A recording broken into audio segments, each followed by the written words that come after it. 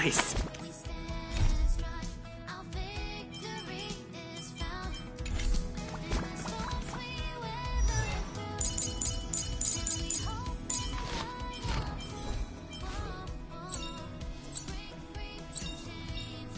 Unknown to each other, yet united in purpose. We make the same choices.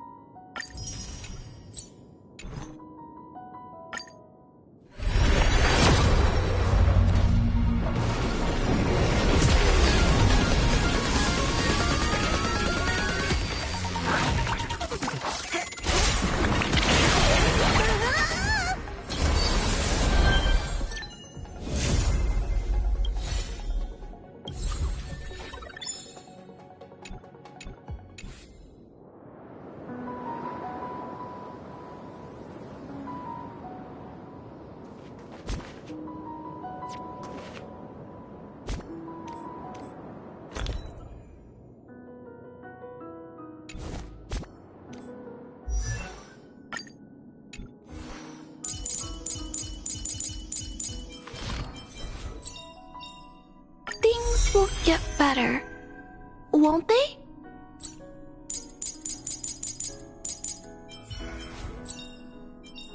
With this strength, I can save more lives. The Express's path bridges the stars, as if it were a string of shimmering pearls. Serving under the Ten Lords as a judge of souls, I come to the world of the living to enforce their will. The one thing I look forward to? Growing up, of course. The one thing I look forward to? Growing up, of course. I found a home to protect.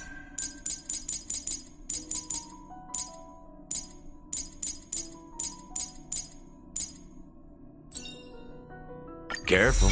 Don't get too lost in those sweet dreams. Careful. Don't get too lost in those sweet dreams. Careful. Don't get too lost in those sweet dreams.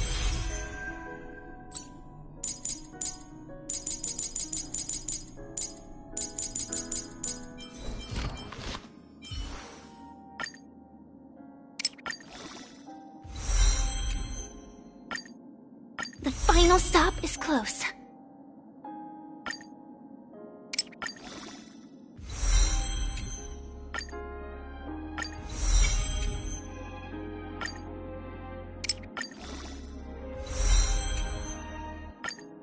The final stop is close.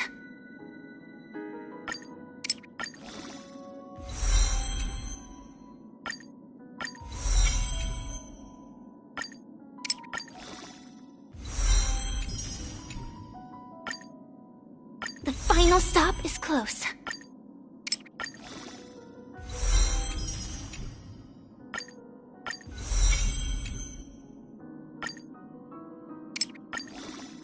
Maybe I can finally have my own dreams.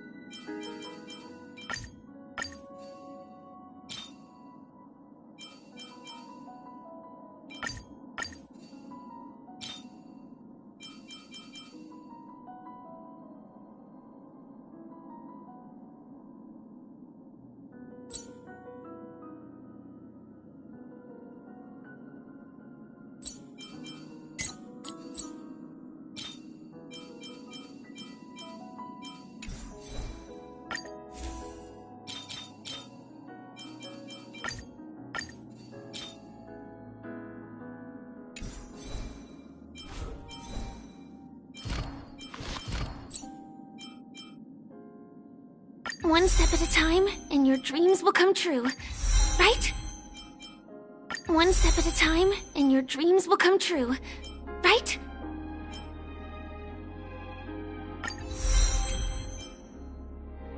One step at a time, and your dreams will come true, right?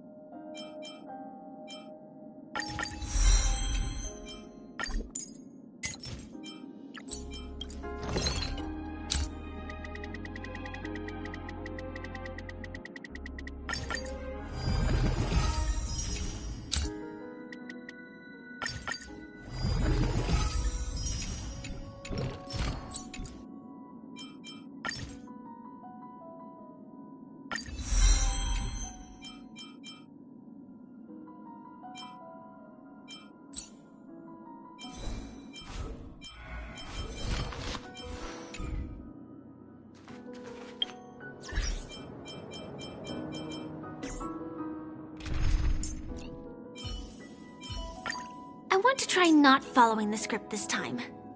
Is that alright, Kafka?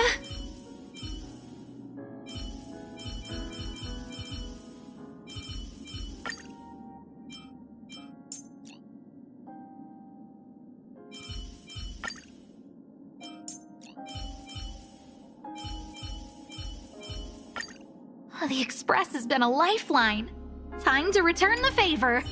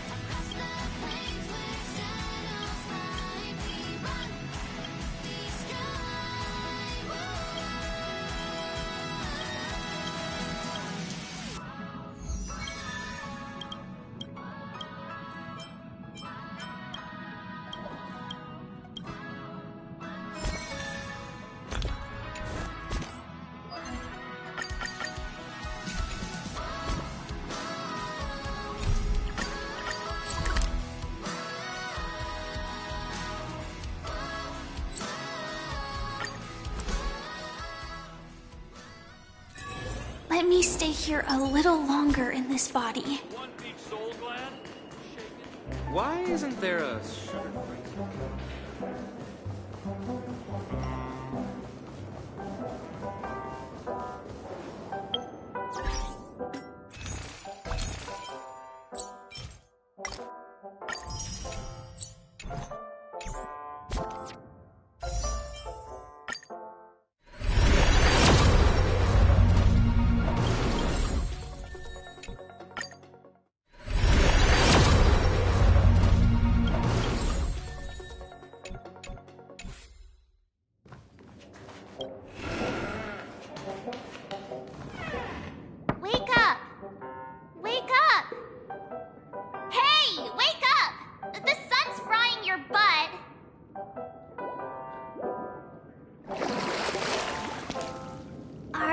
okay?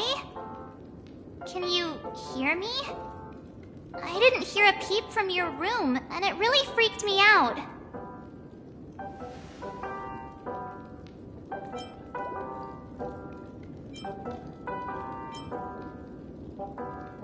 You're not dreaming. We're in the Reverie Hotel. In the real world. The Order's dream is over. Even though it's been a day, I still break into a sweat when I think about it. Our trailblazing expedition almost ended in Penacony.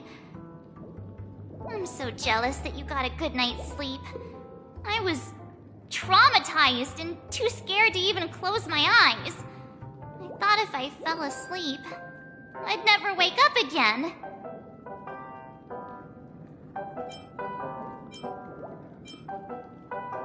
They've already left, leaving this kind-hearted girl to wake you up. You owe her big time.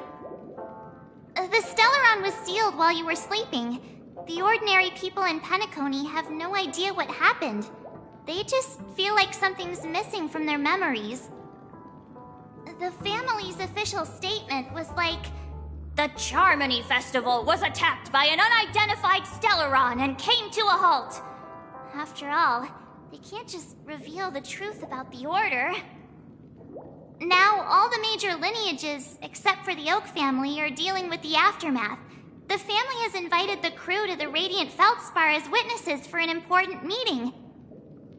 Everyone's waiting for you, so hurry up and pack. We're leaving as soon as you're ready.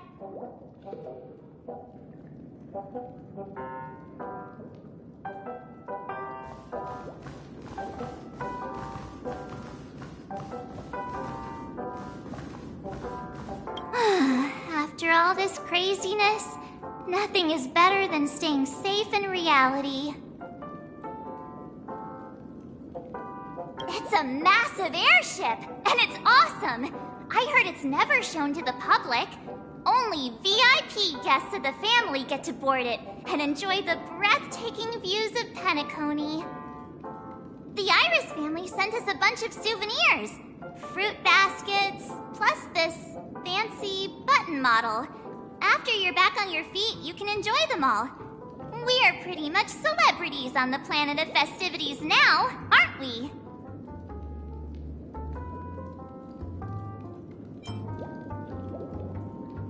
Why the sudden interest in that?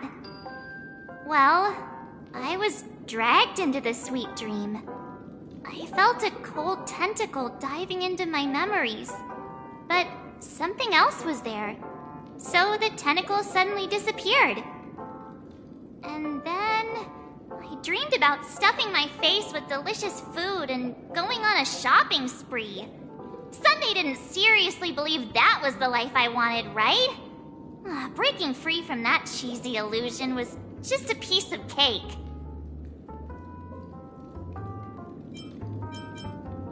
Yeah, let's go. We've got some time before we board the ship, so let's catch up with everyone at Dream Jolt Hostelry.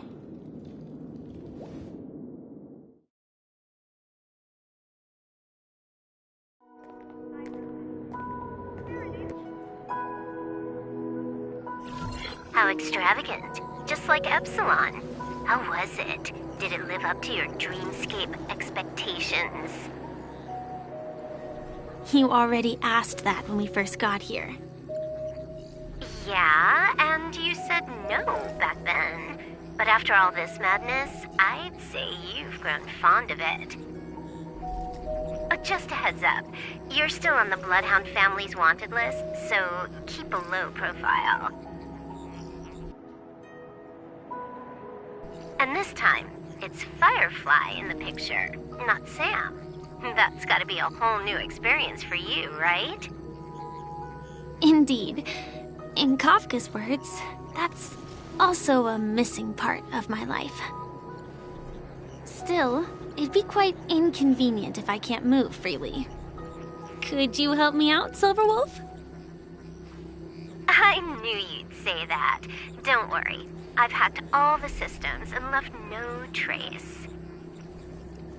Don't do anything that may draw attention, and don't talk with guards. They might recognize you. Keep these 2 points in mind, and you can go wherever you want, unbothered. Thank you. No problem, Miss Samuel. I love this fake name. Now that we're done here in Penacony, what will you do in your free time? I hear the Genius Society is here. How about we go stir up some excitement? Well, you know, my script isn't over yet. I didn't bring you back to hear an answer like that. Don't worry. The script says that I'll experience 3 deaths, but also receive an unforgettable reward on the planet of festivities. How will I know if I don't try? All possibilities exist until the outcome actually happens, right? You may not realize it, but you have a bad habit. Whenever you seem to be asking a question, you've already made up your mind, and no words will dissuade you. Anyway, Kafka asked me to pass on this message. If you see anything fabulous in Penacony, get one for me too. Just swipe my card, you know the pin. She didn't specify anything, but I guess she means a dress, coat, sunglasses, or something else. You know better about fashion than I do. Sure, I'll keep an eye out. There's tons of options at OT Mall. Do you think she'll like trinkets, like hair accessories or brooches? Those sound more like something for young girls. Maybe you should keep them for yourself. Oh, by the way, Blade didn't explicitly say it, but I think he was trying to say something like, temptation will show up again in Penacony. He's always so subtle with his words. Got it. He was just worried about me. Relax, Silverwolf. You know me. I won't do anything crazy. I just want to wander around and see more of the world for myself. I want to buy some oatcake rolls. I've had a cake roll every day since I arrived in Penacony, from the first day to the last. But today, I'll buy 2 and give you 1. And if you don't like them, I'll enjoy double the pleasure. Or I can bring one to Kafka, as she never refuses. Or maybe I'll give it to Blade. He'll appreciate it.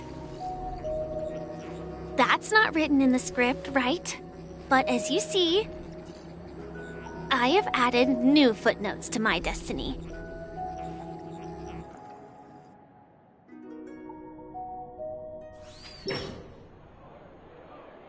Welcome, Director Topaz. The family ambassadors are still inside making preparations, but the big boss hasn't arrived yet. It'll be a while before the conference starts, I'm afraid. Huh. Quite a spectacle. The family really knows how to make things look impressive. I thought they would choose a more formal and low-key location for the conference. I didn't expect them to go with a luxury airship. About this, Director. I've asked around. This airship, named the Radiant Feldspar, belongs to the Alfalfa family. This conference between the IPC and the family will have a direct impact on Penacony's future. Such an important event should have been held at it. Well, somewhere secretive in the moment of morning dew. The atmosphere here, it doesn't feel serious enough. If I'm right, this conference is probably just a prelude. Whoever organized it wants to assess the IPC stance beforehand. This influential figure either has their own ambitions and wants to reach a preliminary agreement, or they plan to put pressure on us to make us back off. Oh, your mind is always so sharp, Director Topaz. And when the big boss arrives, please remind her to be cautious and watch out for any traps. Thank you for the reminder, but I don't think that will be necessary. When she's at the table, it's the others who need to be cautious. Just tell everyone on our team to stay focused on their tasks and not worry about the negotiations. Oh, got it. I'll do it right away. Oh, and one more thing. Don't call Miss Jade Big Boss in front of her, or there will be serious consequences. I mean, really serious. Got it. Thank you for the reminder, Director.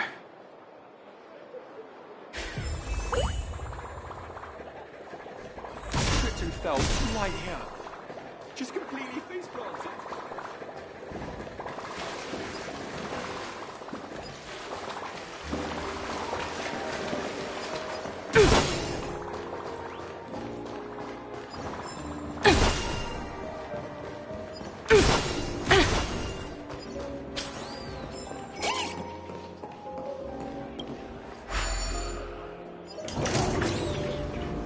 None of the important figures have arrived yet. Looks like the conference won't be starting for a while. Such a bustling place. I think I'll take a little walk around.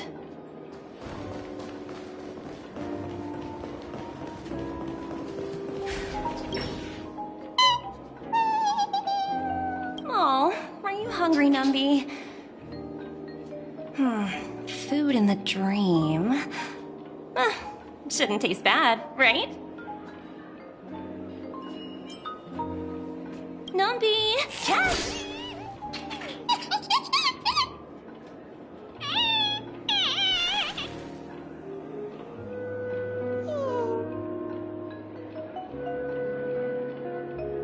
Ooh.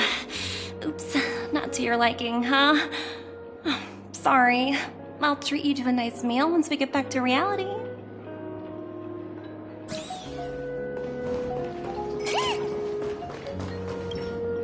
So many buttons. How many centuries would it take to press them all? Huh. Didn't expect those pooches to actually recycle them all. Huh? What are these?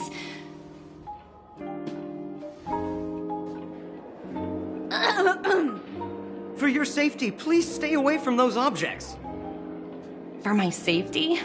Are these buttons something dangerous? Not exactly. Lately there's been a prankster in the Sweet Dream who's been handing out strange button devices to anyone he meets.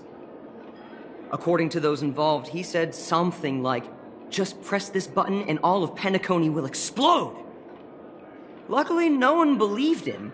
Still, the Bloodhound family collected these buttons just to be on the safe side. Where's that prankster? Haven't the hounds caught him yet? Yeah, that guy has some skills, I'll have to admit that. However, you know, the Bloodhound family won't give up. Whoever disrupts order in the dreamscape will face severe consequences. Anyway, the family will deal with these things. Please, kindly keep your distance.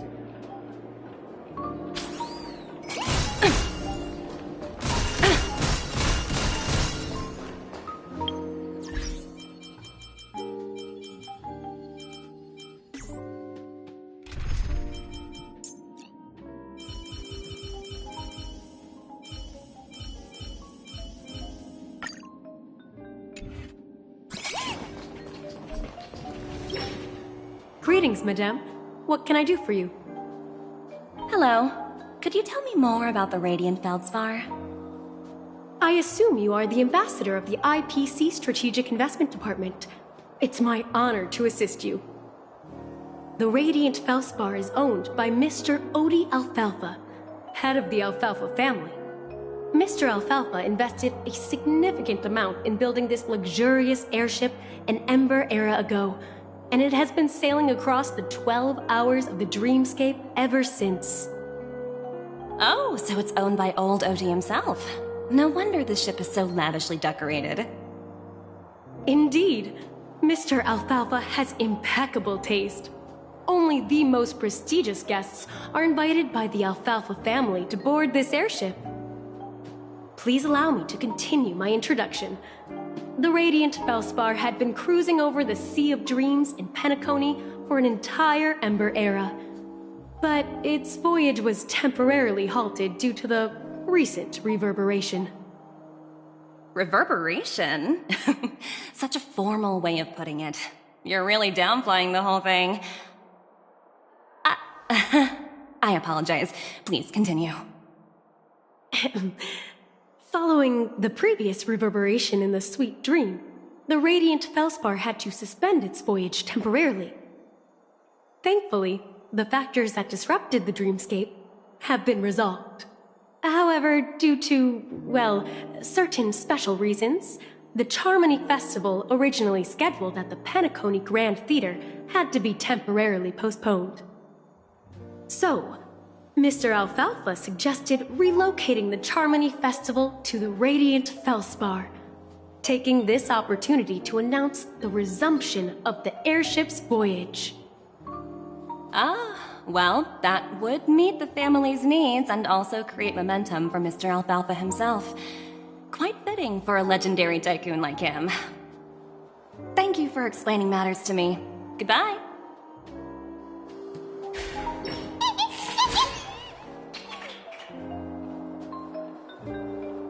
Hello? The Talent Motivation Department? Again? Internal review? Will it ever end? I'm working on a major project. I don't have time to squabble with you guys. The way I handled the Urillo case was approved by senior management, and all of the project logs and calls are complete. Can't you check on them yourselves? I just don't understand.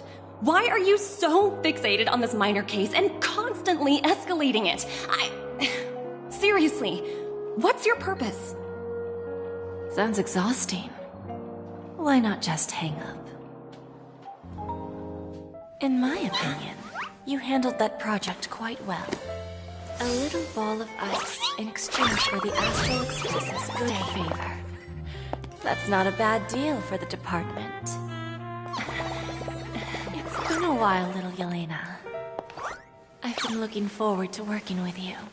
Never imagined this day would come so soon. Is there trouble? You can tell me anything. Just like old times. It's been a while, Madam Jade. I'm honored to have the opportunity to work with you. You're still so formal, aren't you? Forget about the hierarchy and treat me as your equal. No need for unnecessary titles like Madam. I'm sorry, but it might take some time to get used to that. After all, you are a senior. Well, now that we're both members of the 10 Stone Hearts, I need you to be at your best, especially since the upcoming negotiations leave no room for error. As sharp as you are, I'm sure you've figured out the true purpose of this conference, right? I believe old Oti has taken it upon himself to test our limits before the official negotiations between the IPC and Penacony. That's true, and it works in our favor. Do you know why? If we can reach some sort of agreement with old Oti beforehand, and gauge our opponent's boundaries, our future negotiations will go much more smoothly. That's the obvious benefit. Exactly. And the hidden benefit is that as the head of the Alfalfa family, his actions suggest that the 5 lineages might not be as united as the Odes of Harmony would suggest. As long as the influence of Harmony hasn't completely permeated their core, personal desires will always have their way. Thankfully, influential figures in Penacony haven't entirely suppressed their own desires. It's similar to the power struggles within the IPC. The supposed all-for-one philosophy shared by the 5 lineages. It's just a slogan now that the Dream Master has gone. After the downfall of the Yoke family, Old OT's faction became the dominant force in Penacony. Even if we consider only the succession order, he's the longest serving and most senior among all the family heads. Yes, that's exactly why we need to handle the conference following an agreed-upon strategy. It's like playing a game of chess, where every move needs to be carefully thought out. Absolutely. The 3 steps of negotiation. Listen, test, and strike. That's what you taught me. Pretty clear. Although, you seem to have changed the order in the Yarilo case. That was based on my personal experience. I apologize for interrupting your conversation, but the family head is ready to meet the ambassadors from the Strategic Investment Department. Time to get to work. Let's prepare ourselves and meet that esteemed supporting actor.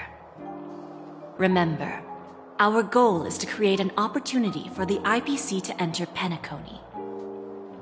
Aventurine has already made a small opening, and you and we're going to tear it wide open.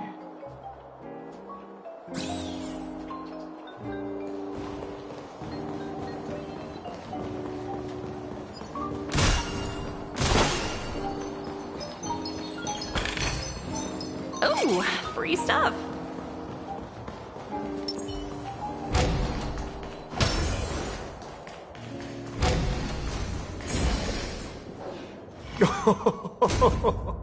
Welcome aboard my ship, the Radiant Feldspar. Smart and charming ladies. Please, have a seat. Let's have a pleasant conversation.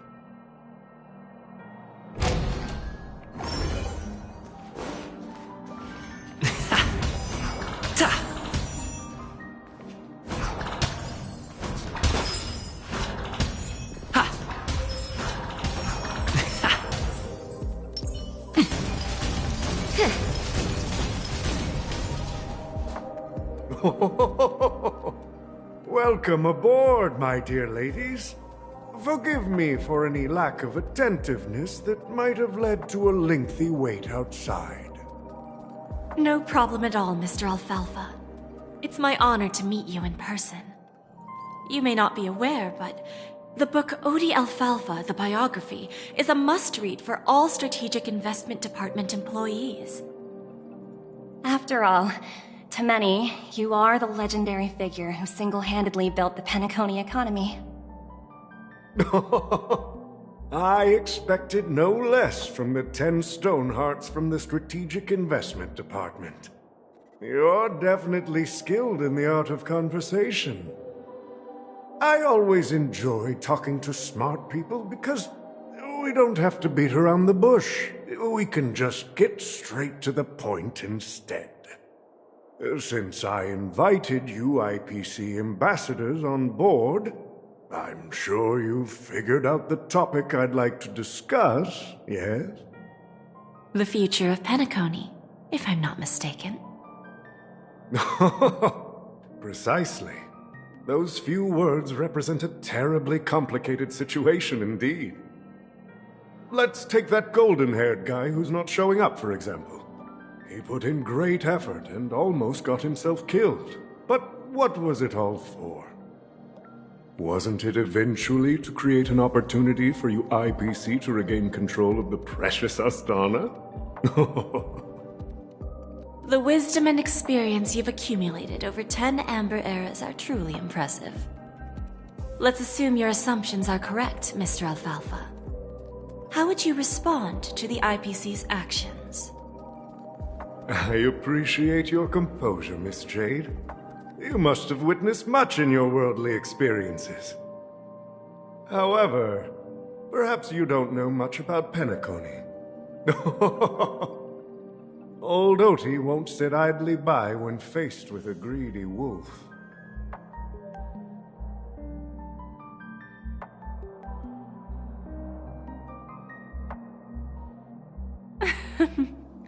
Please, go ahead. I'm all ears. Then I'll be straightforward. I requested this meeting before the official conference to dissuade the Strategic Investment Department from trying to lay a finger on penacony. If you back off now, you can make a smooth exit and prevent the IPC from losing face during more important negotiations. One of our P-45 executives was attacked and nearly killed in the dreamscape. The IPC can't simply ignore this incident. Moreover, considering the turbulence during the Charmony Festival, Penacony's credibility has taken a hit in the public's eyes. Despite your determined attitude, the issues plaguing Penacony are real, are they not? You used the term real, Miss Topaz, but let's not forget that this is the realm of dreams. If you want to succeed here, you need ambition and unconventional thinking. Curious about how I plan to respond to the IPC? Well, I don't mind sharing. My actions will help Penacony take a significant step forward by self-listing and going public. Going public? If I'm not mistaken, you want to bypass the IPC and go public on a universal scale. Precisely. Instead of watching the IPC gnaw away at Penacony, I'd prefer to open the doors of the sweet dream to the entire universe. Starting today, anyone in the cosmos can become a shareholder of the land of the dreams. This is the path of harmony I'll choose.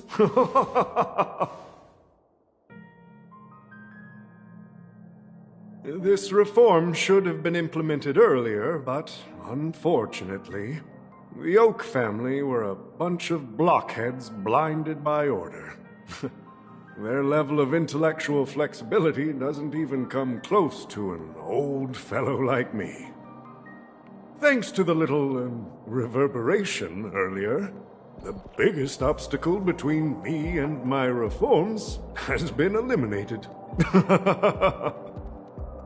The Alfalfa family will publicize the financial results of Sweet Dream Paradise, so that the entire universe can see that despite the catastrophe, Penacony still holds immense potential and opportunities, and that the family remains confident in its future.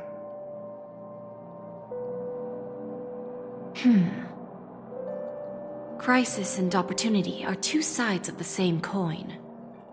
So, you've been waiting for the right moment for Penacony to regain the spotlight. And if Penacony should seize this opportunity to overcome adversity, even if the IPC tries to intervene, every move we make will be scrutinized by trillions of people.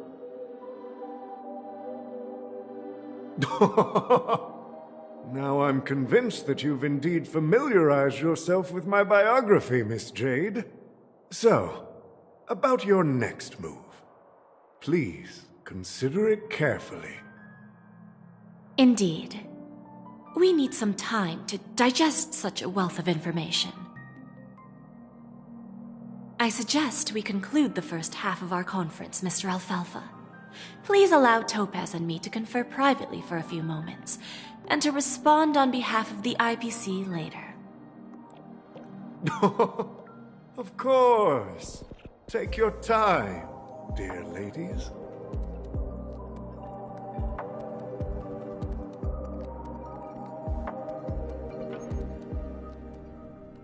The Alfalfa family had a meeting with the IPC? I got this information from a message sent by that IPC ambassador. He said it was to return the favor. It's not hard to imagine. Penacony today is pretty much like the frontier prison it once was, with external forces casting greedy eyes and the undercurrent of order lurking within. Instead of falling into a situation where they are plagued by both external and internal threats, Penacony would rather take a step back and invite the IPC to negotiate at the table, ostensibly to cooperate, but in reality, to secure more opportunities for their own survival. Well, no wonder they sought the mediation from the Astral Express. In your opinion, who should we stand behind? I don't think the followers of the Harmony are completely innocent victims in all of this. For reasons unknown, they have a strong desire to smooth things over, which leads to speculation about their motives. If either the family or IPC were to assume full control of Penacony, it would return to its previous illusory dream of hedonism, and the efforts of those previous nameless would once again go to waste. There you are. Did you rest well? I didn't disturb you since you were in a deep sleep.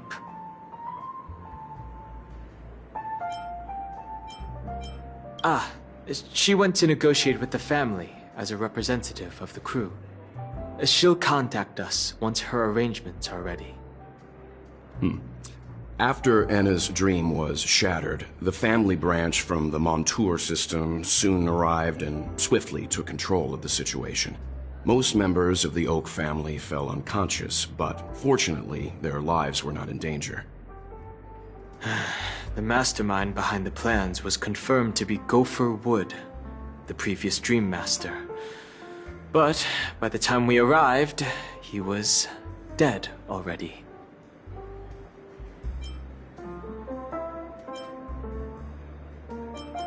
He'll face a trial. As for further details, the family would rather not disclose them.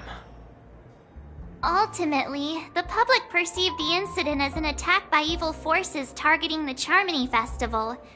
They believe the family failed to safeguard the sweet dream, significantly eroding their credibility in the process. While quite different from the truth, this appears to be the outcome with the least impact. After all, you don't know who's awake and who's pretending to be asleep. Well, they'll open their eyes in the face of danger. Once the danger subsides, they'll embrace the sweet dream again. Here's a toast, with 3 glasses of Glory of the Trailblaze to all of you. Yeah, it's good to see you all again. Although we might be saying goodbye again after this reunion. When will the Astral Express leave Penacony? We'll stay a bit longer, but not too long. So, this is our final meeting then? If this is a farewell, then it seems to be missing something. Music? Atmosphere? Maybe a special drink to honor those who are not here.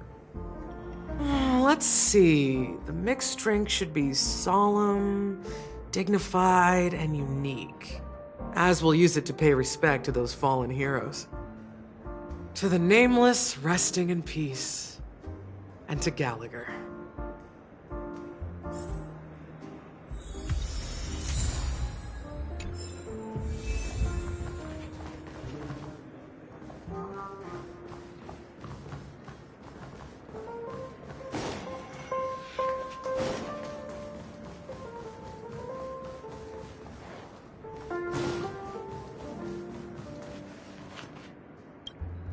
Ready to mix your drink?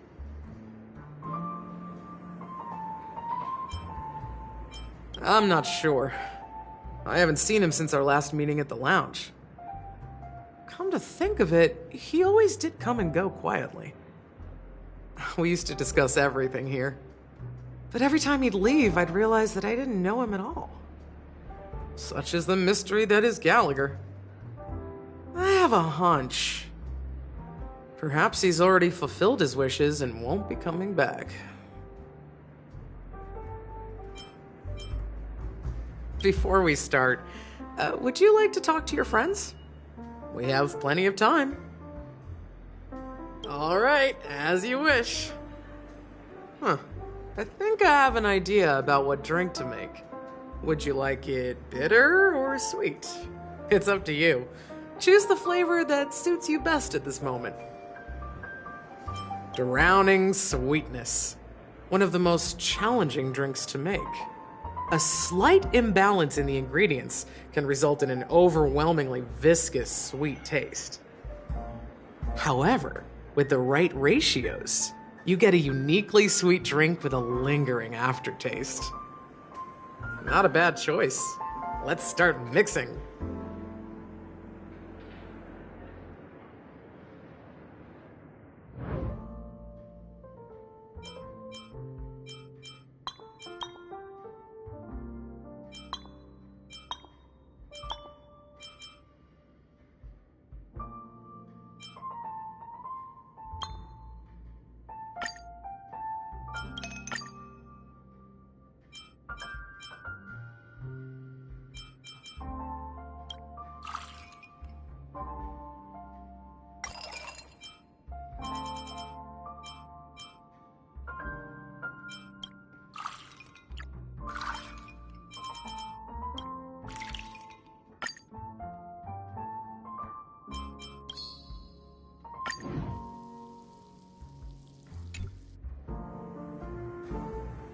Words always fall short.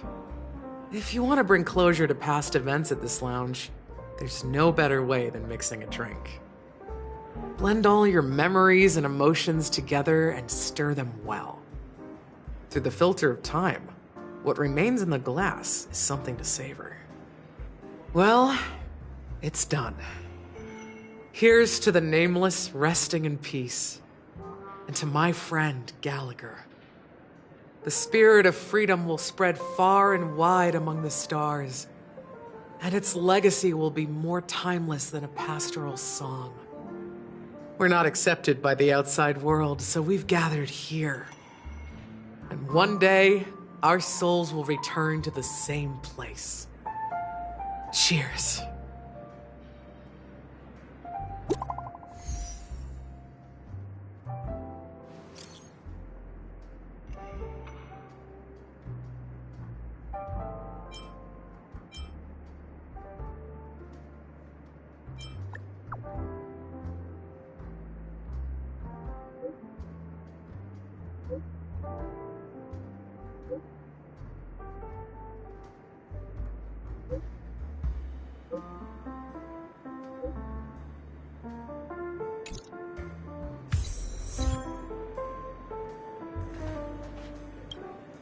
Oh, are you leaving? Well, then take this with you. I've mixed more of this last special drink for you. The past shouldn't be forgotten. So I hope it brings back the flavors of penacony. Thank you. I'm sure it'll leave a lasting impression. If you happen to run into Gallagher, make sure he has a sip too. I know his tastes, and he'll be thrilled. All right, enough with the heavy stuff. You guys have important things to take care of, so let's not dwell on things. Whether it's the Astral Express or penacony, there's still a long journey ahead. So let's lift our spirits, guys, and embark towards our tomorrows.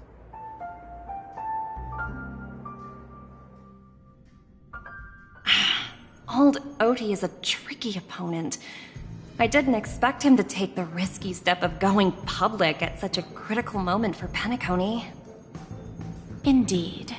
He's definitely bold. It's that kind of boldness that made him the Odie Alfalfa he is today. Still, the outcome is uncertain. Shouting loud doesn't necessarily carry any weight. What about the phone call I asked you to make, Topaz? Ah, they agreed. But it'll take some time before they arrive. Just as it should be. The sweet dew should be served after the bitter poison. Looks like we'll be skipping the exchanging apples step this time around. Now that we're dealing with a greedy merchant, a simple apple wouldn't make a difference. Well, I guess I included myself in that remark too.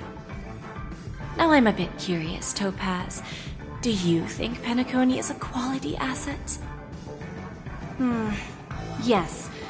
Despite its recent calamity, penacony remains a top-quality asset within the cosmos, with good credit, lucrative potential, and promising prospects. Well, that's obvious, but what I truly wanted to know is, this project is obviously too bland for your taste, isn't it? That's true. I wouldn't be here if it weren't for Aventurine. But despite that, you trust him. You even entrusted him with a cornerstone. Something as precious as life itself, to finish this gamble. Are you not in the same boat, Miss Jade? Without us playing along, your Jade Stone wouldn't have made it across the border so easily, allowing you to see all desires that flow through dreams to gain a bargaining chip in negotiations. That's why I'm willing to stake my topaz stone to cover for you. It's like one big, elaborate game of chess. Once that kid sets his mind to something, nothing can stop him. Not even fate. Well, at least he's still alive, and that's the best outcome. Looks like we've strayed off topic, Miss Jade. Should we discuss our next steps? No need. I'll go it alone. Meanwhile, you can go greet our honored guest and wait for my message. Okay. Is that Robin? Huh. She's also here on the Radiant Feldspar.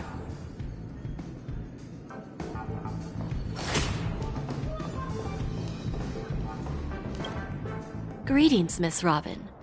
I didn't expect to meet you here. Miss Jade? Greetings. The opening ceremony for the Charmony Festival has been moved to the Radiant Feldspar, so I'm here making some preparations. How about you? Have you spoken with Mr. Alfalfa? I'm actually on my way to meet him right now. Do you know him well, Miss Robin? Unfortunately, I've never met him. I've only heard a few comments from the former head of the Oak family. Mr. Alfalfa is respectable when it comes to business, but in other respects, I can't say the same. Where do you think the future of the planet of festivities is headed? I believe the sweet dream will see its rebirth, just like the Radiant Feldspar resumed its voyage. The Harmony needs a new direction. Only by bidding farewell to the past can we actually sail into the future.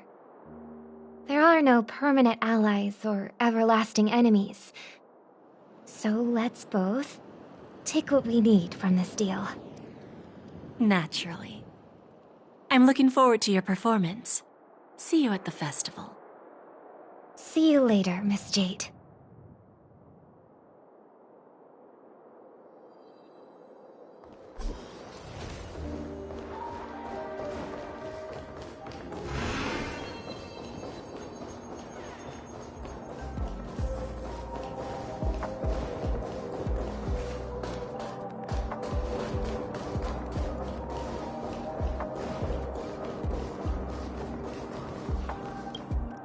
Thank you for your patience, Mr. Alfalfa. Let's continue our discussion. Figured out something already, Miss Jade? But where is Miss Topaz? Topaz has something else to take care of. You'll be seeing her later. Talks can still continue between the two of us. Is it just me, miss? Your tone sounds very different now. I need to set a good example for my junior. It's not a good habit to be too loose-lipped during negotiations, right? Now we can speak frankly and openly. Do you believe what I said, Odie? You're not the only merchant who has seen the changes in the cosmic market over the past 10 Amber Eras. Interesting. Now that's interesting. Good. It's good to be straightforward. Openness and transparency are my things. So, tell me, what's your next move? Unfortunately, I'd like to speak the harsh truth before laying out my plan. Let's cut to the chase. First, your plan won't work. Penacony has no way of sidestepping the IPC and going public. Second, you can't stop the IPC from entering Penacony. We've got all the time and connections in the world to find a way in. We'll keep tearing down and rebuilding this place until the Asdana system gets used to the IPC's ways again. Now, I'm repeating your words exactly. If you don't want to be a laughingstock and have everyone gunning for you at the official conference, you'd better drop your little pie-in-the-sky plan. Oh, interesting. Indeed. You surely have a way with words. Now, I'm curious to know what you have up your sleeve. Mr. Alfalfa, let's not forget that the IPC controls the biggest interstellar publicity platform. More than half the news networks in the universe take their orders from us. The moment news spreads about Penacony going public, trillions of customers will immediately receive a message like this. The family's protection for Penacony has expired. Any mishaps in the dreamscape could result in permanent brain death. Care to guess how many ways we have to turn alfalfa credits into worthless junk within a measly 24 system hours? With the entire cosmos keeping a close eye on Penacony, I assure you, it won't be too hard. You really think you can pull that off? Even from Pier Point, as distant as it may be, I'm more than capable of keeping you on a tight leash. However, if you agree to give up that half-baked plan to go public, the IPC will assure you that we'll never jeopardize the interests of the family heads under your leadership. After all, we also need allies here in Asdana. The IPC can assist Penacony with financing, starting by acquiring 30% equity shares. With our financial support, stabilizing and rebuilding Penacony will be a piece of cake. 30% equity, you say? Who can guarantee you won't want more in the future? That's the brilliant part of it all. The answer is simple. No one. There are no guarantees.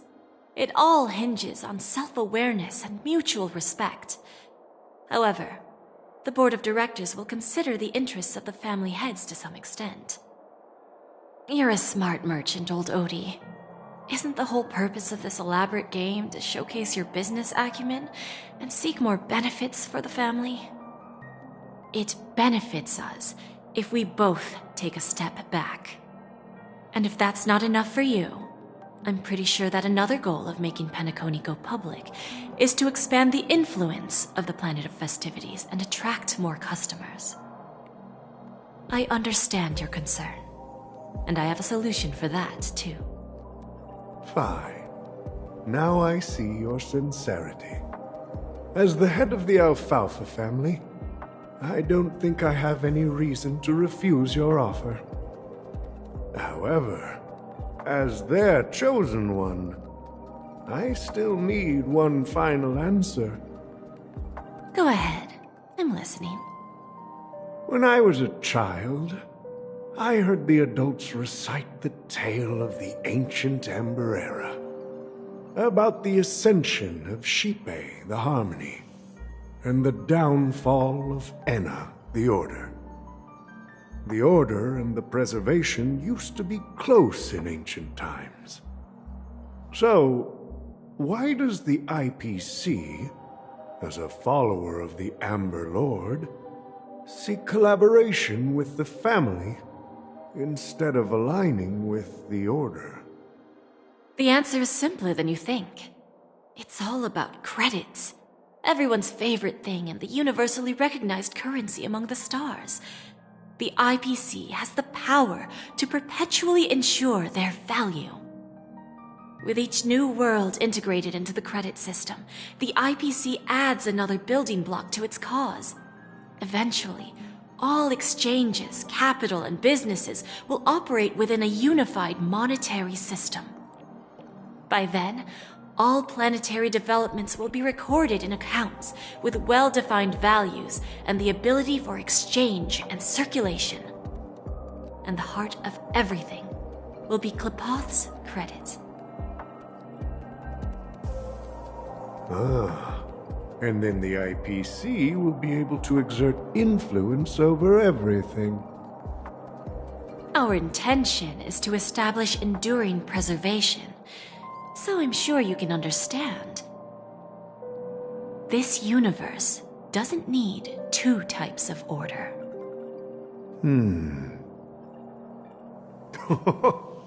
Well said. Now you've convinced me. All right. Tell me your solution.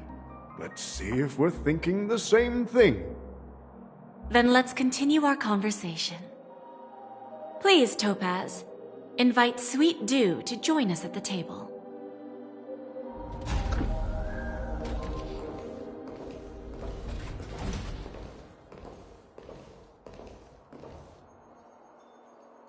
Thank you for your presence, Miss Himeko.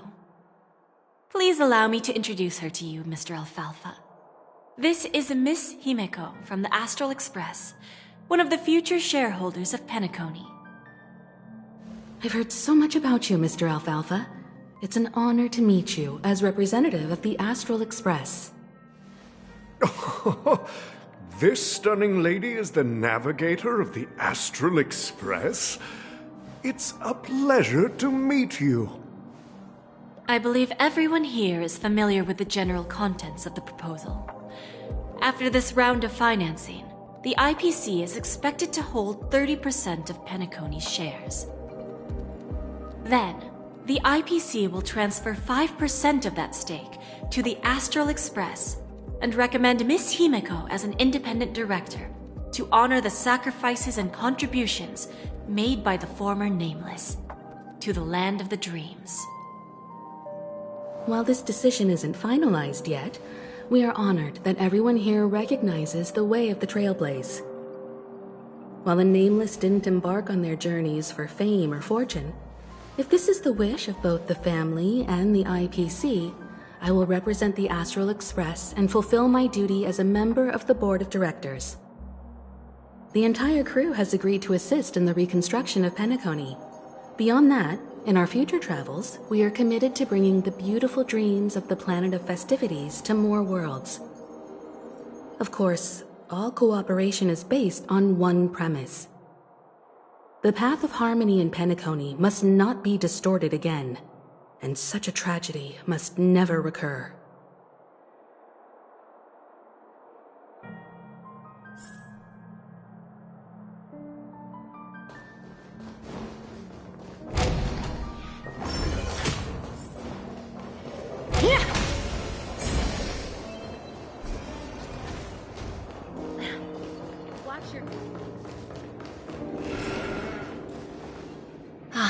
Old OT is in agreement, so the issue is settled, I presume. What about the remaining family heads? They will soon realize the situation. When old Odie answered the last question, he represented more than just the Alfalfa family. When should we schedule the formal negotiations? I'll handle the arrangements. It's all up to you. I'll step back and let you handle the negotiations and takeover. I won't be involved. But Miss Jade, this is... Aventurine initiated this case, and you were his project partner. If that kid hadn't overplayed his hand, I wouldn't have been pushed to the forefront. I came here today to help you sort out the toughest issue. I trust you'll be able to wrap things up quite nicely, little Yelena. Of course, there won't be any problems. And please, give Diamond my assurance. Don't worry. Diamond has always trusted us. I'll put in a good word for you, and you'll have your P-45 position back in no time. Radiant Feldspar. What a fantastic ship. Now that my business is done, it's time for me to indulge in my own little hobby. Ah, you want to open a Bonajade exchange branch on this ship too? Opportunities like this don't come around often. Just look at the guests on this ship. They're surely holding a wealth of valuable treasures. Well, I'll take my leave. A pawn shop can't run without a boss. See you around, Topaz. I have one more question for you, Miss Jade. Go ahead.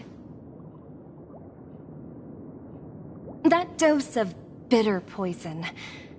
I'm curious as to how you found this information.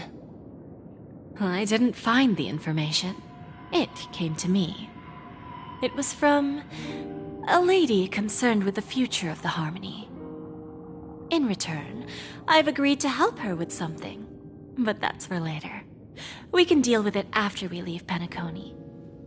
You see, that's what investment is all about. The seeds of opportunity are already sown. They only need a little bit of nourishment to take root. And then after, all we need to do is wait patiently. Like right now, for example. It's just about time my final guest boarded the ship.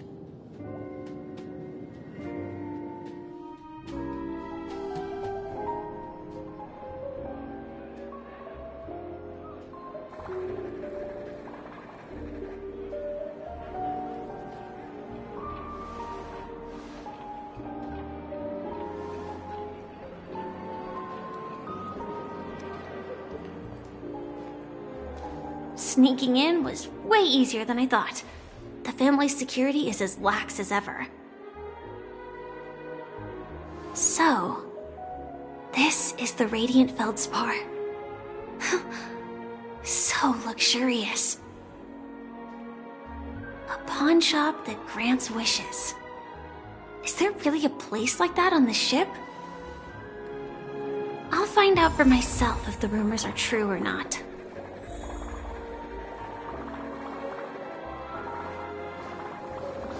I tripped and fell right here.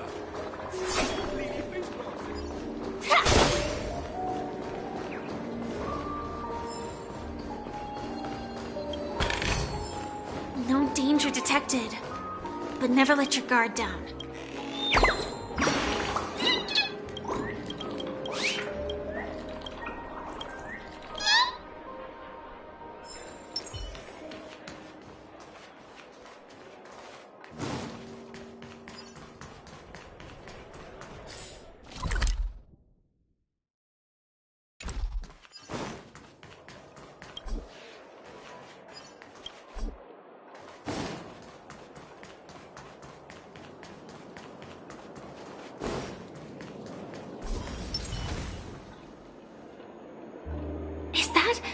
Him?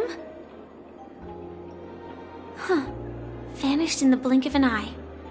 So the Astral Express is here too.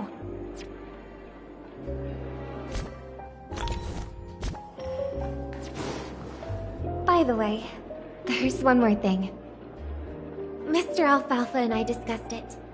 I'll present a gift to the Astral Express on behalf of the family as a token of gratitude for the Nameless's contributions to Penacony.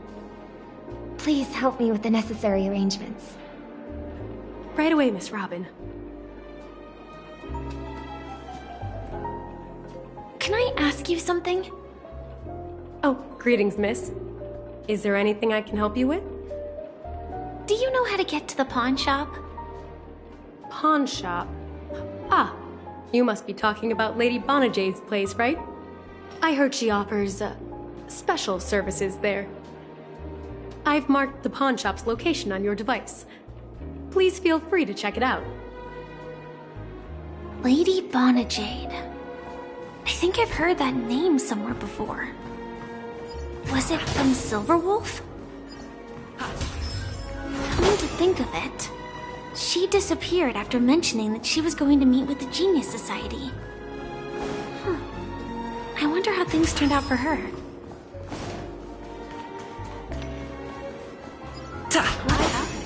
IPC's higher up earlier. The Charmony Festival has really been postponed.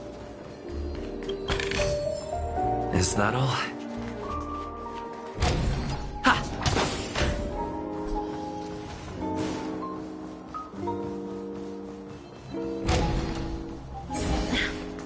Watch yourselves. See, don't you dare embarrass me.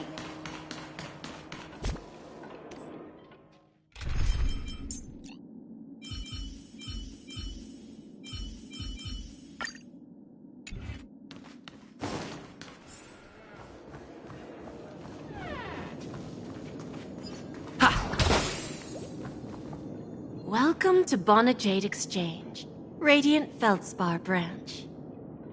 How should I address you, dear lady? Just call me Samuel. Samuel. Nice name. So what do you need, Miss Samuel? And what are you willing to give up in return? I want to keep on living.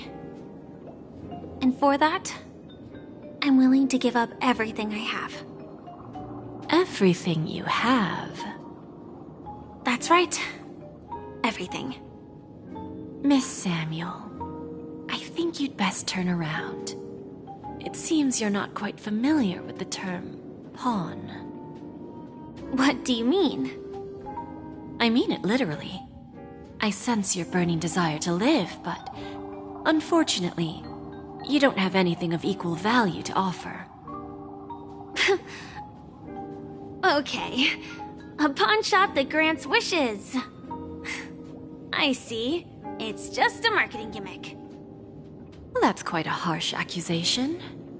I understand you may not fully comprehend what I mean, but don't worry. I'll help you understand. Go and talk to these people. They're all customers of my pawn shop. See for yourself if their wishes have come true. Once you've done that, come back to me. I'll help you understand the true meaning of pawn and make you realize what you're missing. That Lady Bonajade feels more like a money lender rather than the owner of a pawn shop. Well, I've got nothing better to do anyway. I'll do as she says and see what happens. Which one should I pop? 1, 2, 3, 4, 5. Dan Heng and Void Ranger Jive. Don't change the words. No, it's not the best time to do that. Sorry. I'll catch up with you later.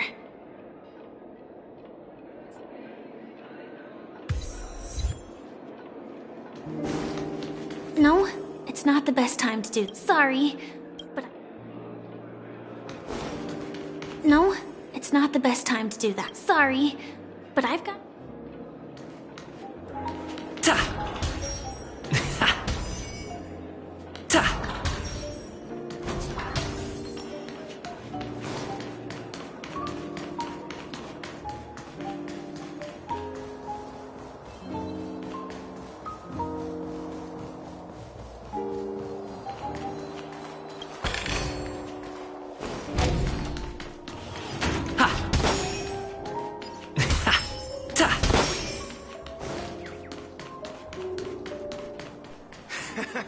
Got it. You stupid little girl. Coming back to lose more money, huh? Ugh, enough talk. Let's get started. This will be our final game. I'm betting my entire fortune. Oh, a big talker, huh? All right, let's see what you've got.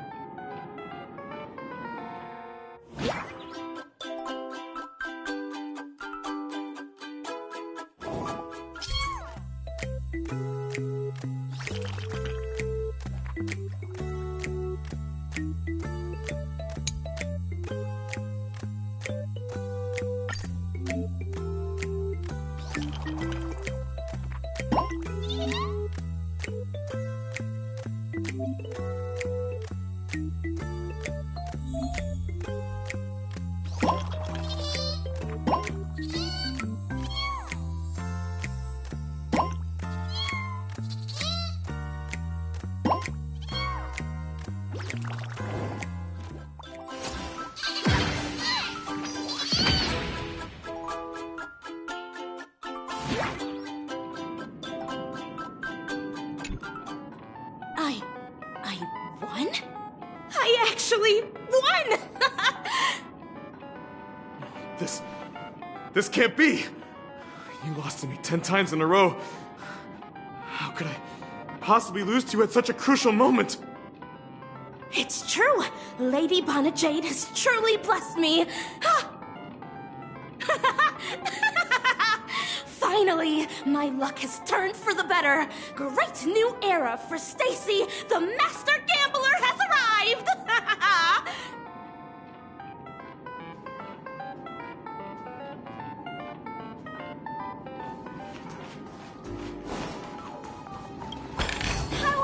Is that all?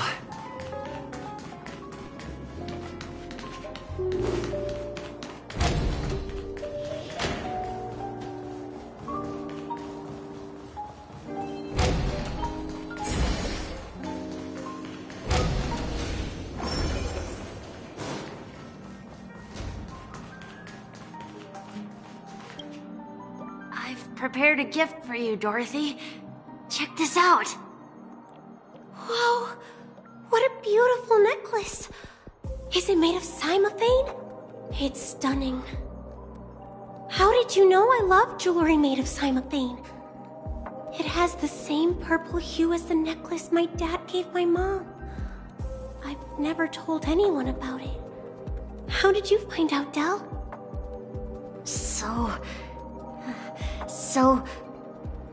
Well, will you go out with me? I will. Really? I mean, really? I never said yes before because I thought you had no idea what I liked. But this gift made me realize you were actually paying attention all along, trying to learn everything about me. So yes, I will. Wonderful! My wish has actually come true! So, shall we go, Dorothy? Let's go outside and enjoy the stunning views of the 12 hours. Yeah, let's go.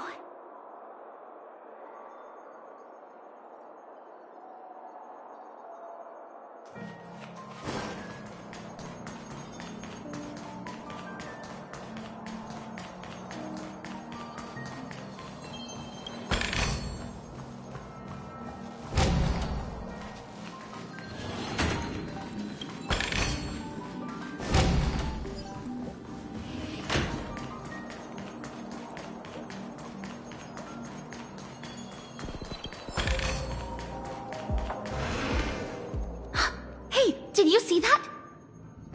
The gray-haired one outside. Don't look around, just focus on your drink. Seriously, they look like a total lunatic. Is that him?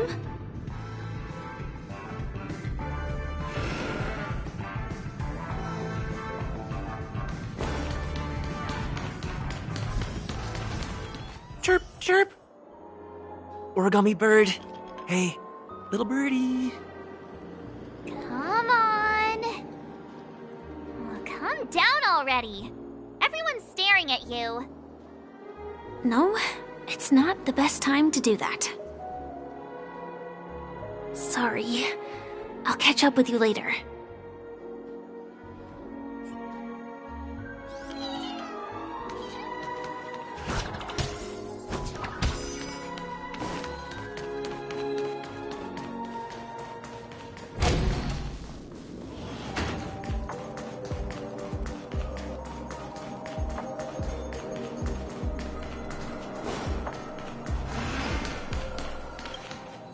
Yeah, you heard right. I've got him. He's been hiding at the moment of soul in Penacony, using a fake identity. And he even posed as a professor at Paperfold Academy. I've made a deal with the family. I'll leave the extradition-related paperwork to you. How'd I find him? Well, let's just say I had some help from an influential figure. Don't ask for the details. 22 years. Yeah. 22 years of chasing this guy all over the cosmos. You know, never thought it'd end up like this. Right here, I'm gonna hang up for now, partner. I need to raise a glass to myself.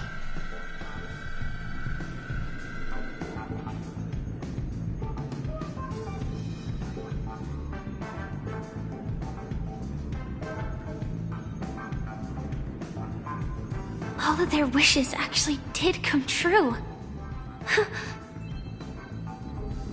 But I just don't understand. How did she do it?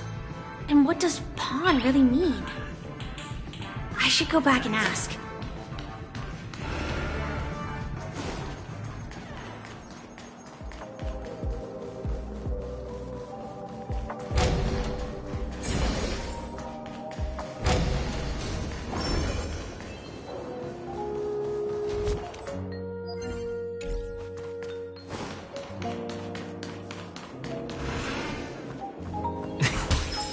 So you're back, Miss Samuel. Yeah. I found those people. And it seems their wishes did come true after visiting the Bonajade Exchange. But I'm not sure what you want me to see. They all seem to be living fulfilled lives. Not so fast. This step was just to show you that the Bonajade Exchange is genuine. That I had the power to grant their wishes. And now, I'll tell you the price they paid. Dell was from a wealthy family. He was head over heels for Dorothy and wanted to win her heart. So he made a deal with me. He put up his entire fortune in exchange for a gift that would impress Dorothy. It was a piece of cake for me, thanks to my IPC connections. However, Dell will soon find himself evicted from the dreamscape because he can't afford his room. Whether he can bounce back from poverty, well, that depends on him. Let's just hope that necklace will keep their relationship from crumbling. Then there's Stacy, a lady with a gambling addiction. She wanted some serious luck, but she had nothing to offer, so I took something else instead. I took away all her close relationships. From the moment she stepped out of the Bonajade Exchange, every casino in the cosmos would remember her name. But her parents and siblings would sever ties with her, and it would be impossible for Stacy to make any real friends again.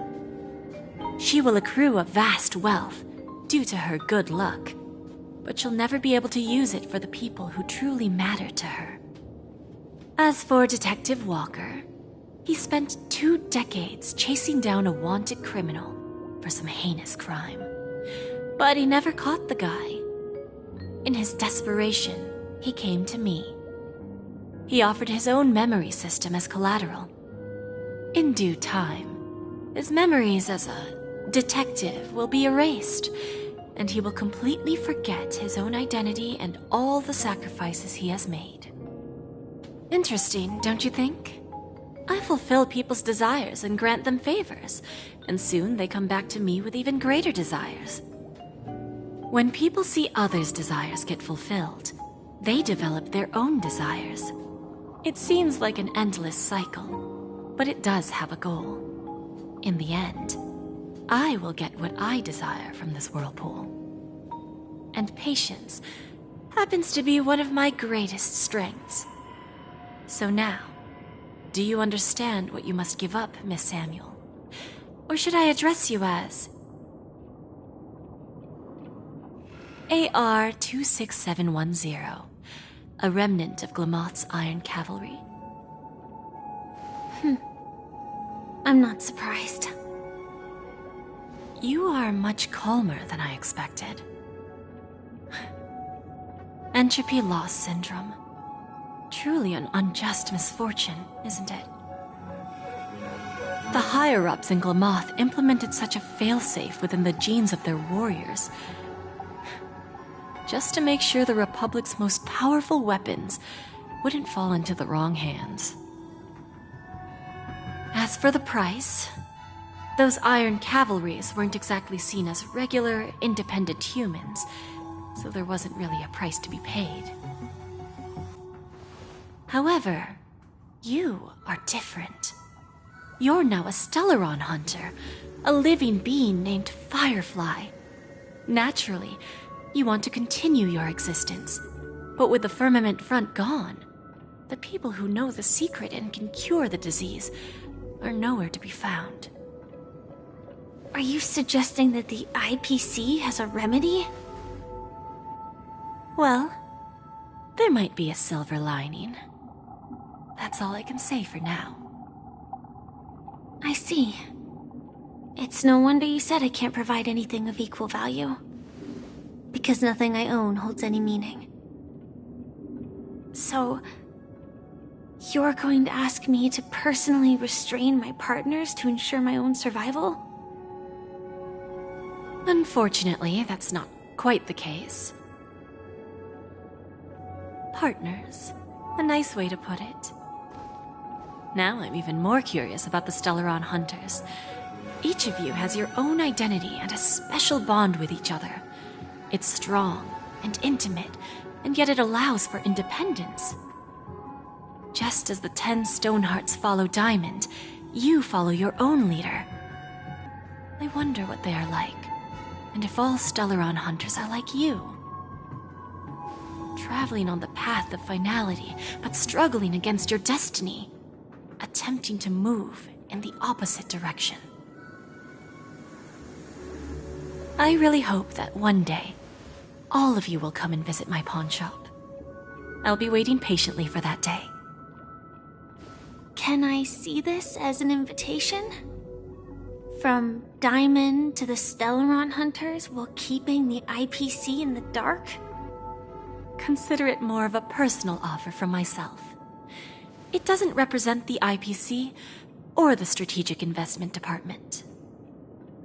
The Stellaron hunters have interacted with the IPC, but not the 10 Stonehearts. Our paths have never crossed. As for your offer, I can pass it along to my partners. But I have a question. You know who I am. And you must know that my partner is keeping an eye on this room. If she wanted to, she could let the entirety of Purepoint know about it within a few mere seconds. What drives you to take such a risk and extend this invitation on behalf of Diamond, even if it could lead to your downfall? Simply put, you and I are the same. However, unlike you Stellaron hunters or the Astral Express, we band together merely to obtain what we want. Each of us has our own past and destined ends, and on this journey, we have been invited by Diamond to join him. This journey could be either brief or long, as each of us carries a void in our hearts that can only be filled from the outside. So, Diamond made us a promise to divide the power of the Emanator of Preservation into 10 pieces and give each of us a cornerstone to fill that void. Mortal flesh is fragile, yet my heart is unyielding like the monolith. For without this resolve, the way of preservation would fade into oblivion. So, you understand? This pledge goes beyond a mere oath. It's our collateral in exchange for opportunities, wealth, survival, and a future. And whatever we gain from it will fortify the Stonehearts in return, allowing us to achieve the great cause of the preservation when the war among the eons eventually comes.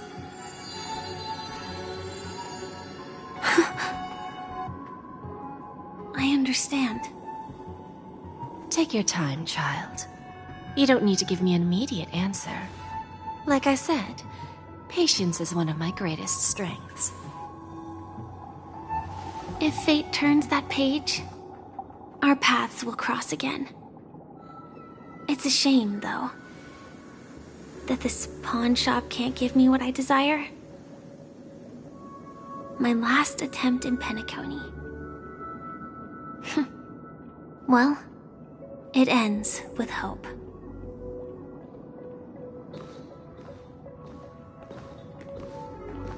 Lady Bonajade? I've come to deliver the collaterals promised.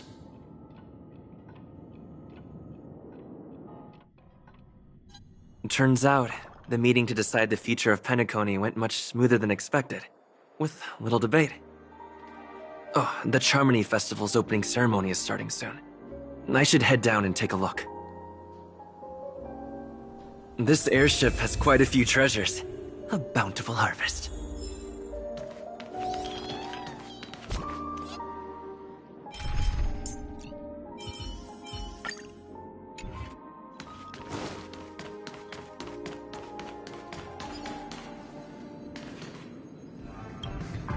Remember, I can take you out with just one shot whenever I choose.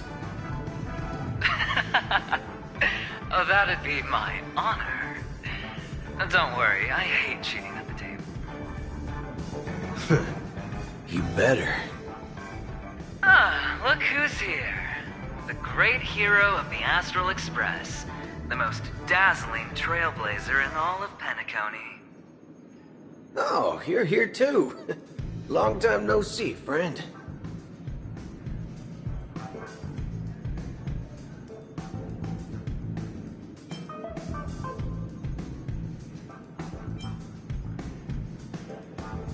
This fella is also tracking down that son of a gun. What's that saying again? The enemy of my enemy is my friend. Let's set aside those under-the-table dealings for now, partner. Don't want to spoil the festive mood of the Charmony Festival. I agree. Now let's congratulate Mr. Trailblazer. I hear the family intends to thank the crew at the Charmony Festival. It's a real pity I can't personally be there to witness this.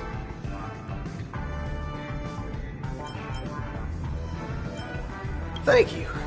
And I also hope you enjoy yourself, great hero of Penacony. I'll pass. But I do hope you guys have fun. If you don't mind, let's play a few rounds next time.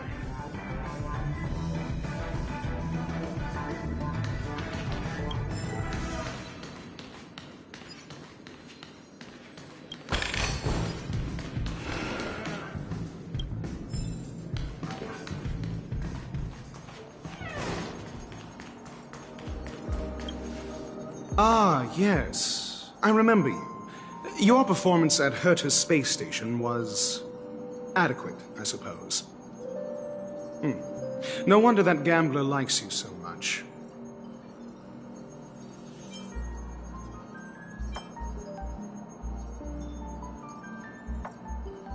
This individual is my responsibility during the trip. Nothing more than an errand from the Office of Academic Affairs.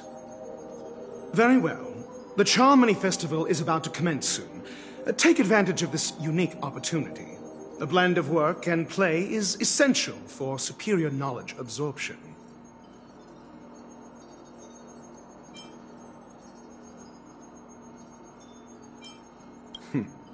Then you'll excuse me.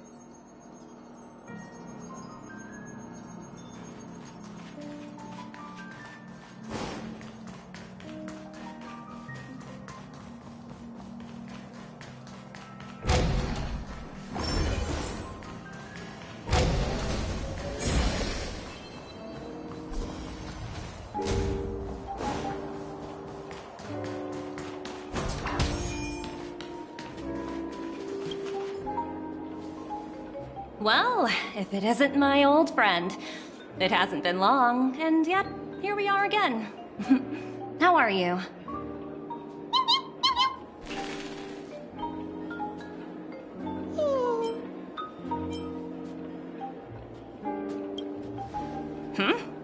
So direct.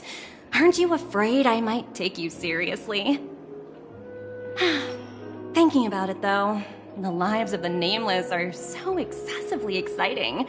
I heard you guys pulled off a big stunt, cutting down the Oak family in one fell swoop. If one day you're tired and looking for a change in work environment, or you want a desk job, just contact me. Look how bustling this ship is. not bad. Someday when I'm less tied up, I plan to host a grand party on my eco-ship, and you'll all be on the guest list.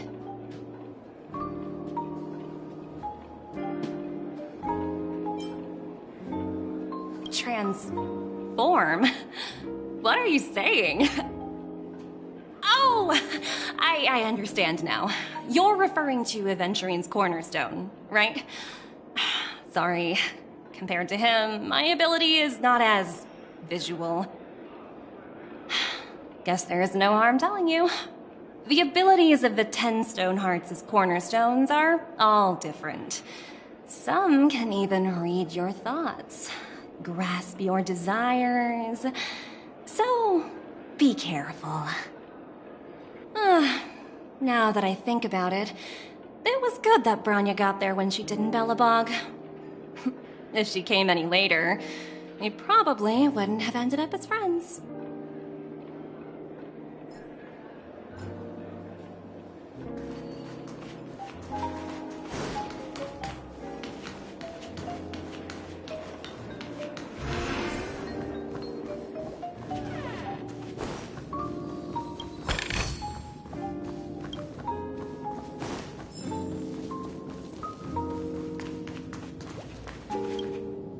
Hey there, lively guy.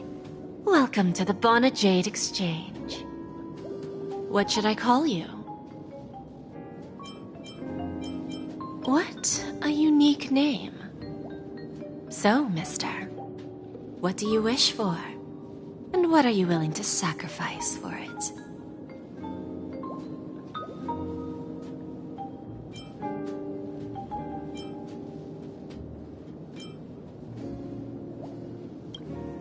Oh, this is your wish.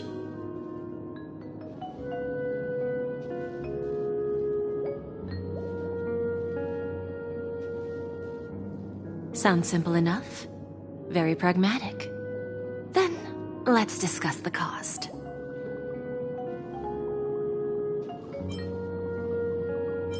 To fulfill this wish, the thing I need is simple. The tail of an animal. Well, it's a two-legged animal with black fur, a round head, and long ears. It's omnivorous and is prone to mood swings.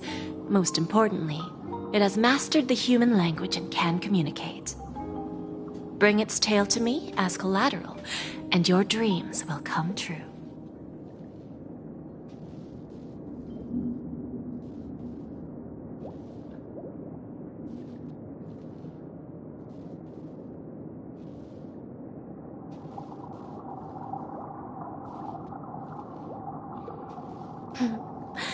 May fate bring us together again, Mr. Trailblazer.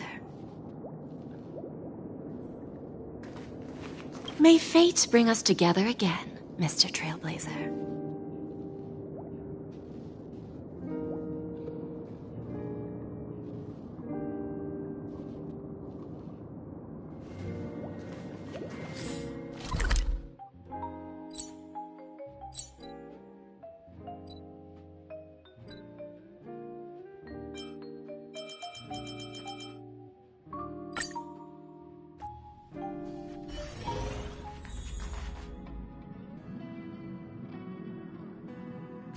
Already? Did you get it?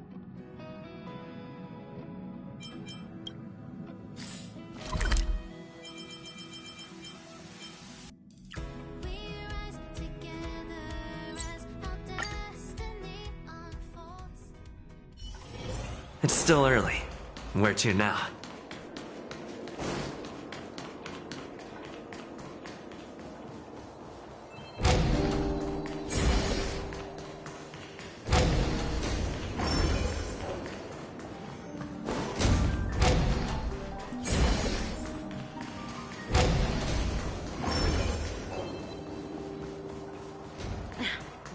Watch yourself.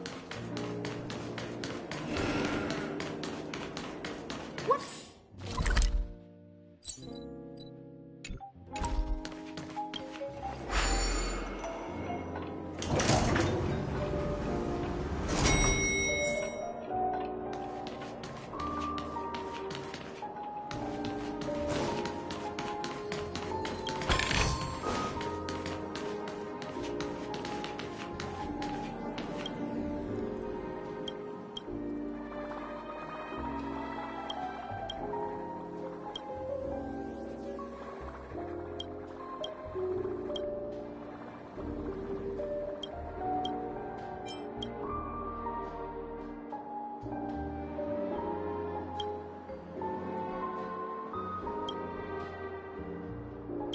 What?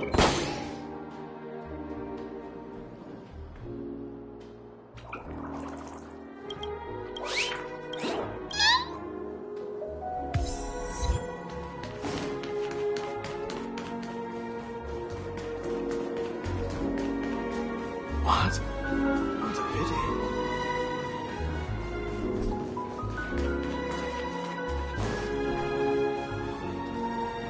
The Charmony Festival. What happened in penacony?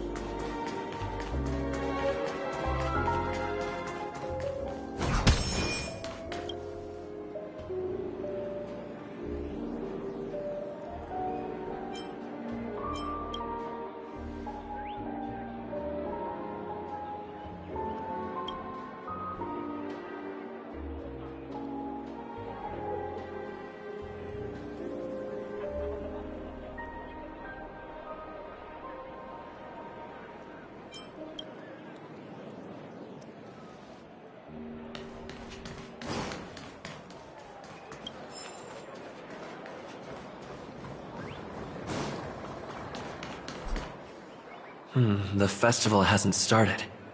Let's take a quick break. Hi, we meet again. Who's that? It's really you! I knew I didn't get the wrong person.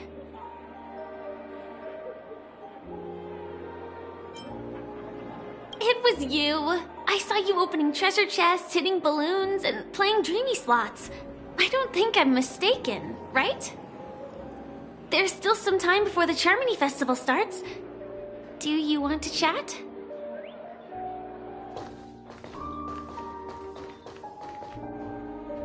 Two murder cases, a showdown with the IPC's ambassadors, the legacy of the Nameless, and a remnant of the Order who wishes to replace an Eon-created paradise with a dream. You guys even ended up shattering the dream. It's truly been quite a vacation. It's a good thing that you guys managed to overcome all those difficult problems. Congratulations! After the Charmony Festival's opening, will you guys be leaving again?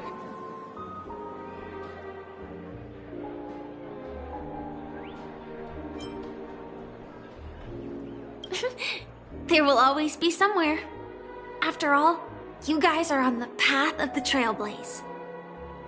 Before joining the Stellaron Hunters, Elio told me that this journey will tell me how to live on. That's all he said. As for the rest, it's up to me to find out.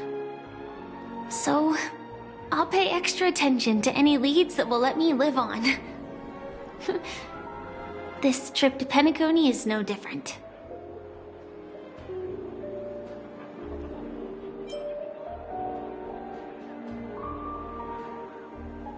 Yes. Initially, I thought the answer might lie with the riddle of the Watchmaker. I was looking in the wrong place, but I did reap some rewards. Do you know Miss Jade from the IPC's Strategic Investment Department? Bonajade Exchange belongs to her. She told me her price, but...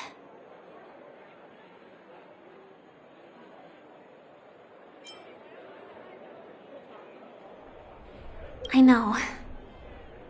But what she wanted wasn't my answer either. Of course, I want to live on. But... what fate owes me? I want it paid back, not passed on. No one else should be involved because this is a grudge between me and fate. Speaking of which, actually, I feel that I still owe you a formal apology for that matter with the performer of the Iris family. Even the smallest of lies can turn into a betrayal as sharp as a blade.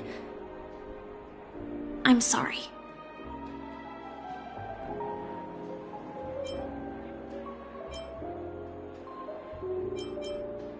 Really? Then it seems what Kafka taught me was correct. To me, hiding is much easier than being honest. Yet, I still want to try expressing my emotions as any ordinary person would. It's that girl! Get moving! Arrest that criminal before the Charmony Festival's opening ceremony starts! I can't believe they've chased me this far. Looks like we have to say our goodbyes. Don't worry about me, just go and enjoy the ceremony. The script hasn't reached its end yet. We will meet again.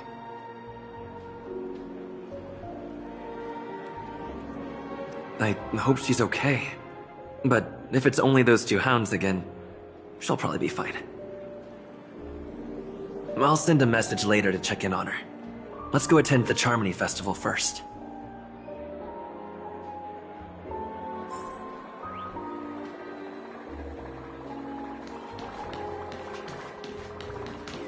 Let's take a seat here. Everything is settled. But there's still some time left. Maybe I should take a walk? Forget it. I've done enough walking around already. Let's take a seat and rest for a while.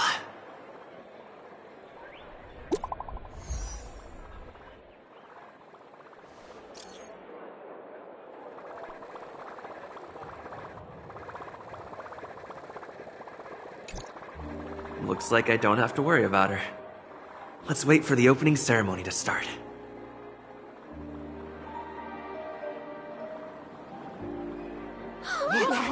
It's Miss Robin! Hey, Miss Robin! Hey, Miss Robin! Over here, Miss Robin! Miss Robin! Hey, Miss Robin! Miss Robin! Miss Robin! Glory to the family! Glory to the family! I'm your biggest fan, Miss Robin!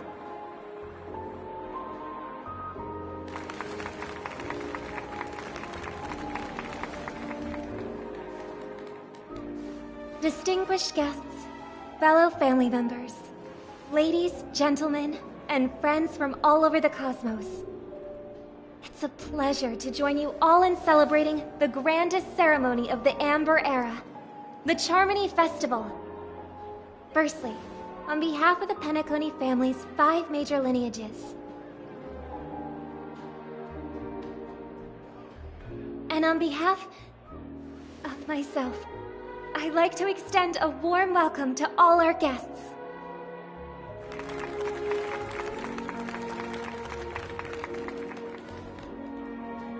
As you all may have noticed, this year's Charmony Festival is far from regular. Thanks to the efforts of everyone, this celebration is unprecedented in scale, with factions from across the cosmos in attendance. Not only that, the customary opening ceremony held at the Penacony Grand Theater has now moved to the Radiant Feldspar, the very airship you all stand upon. We invite you to express your warmest applause and deepest appreciation for OT Alfalfa, head of the Alfalfa family, for his selfless devotion to the Harmony's cause.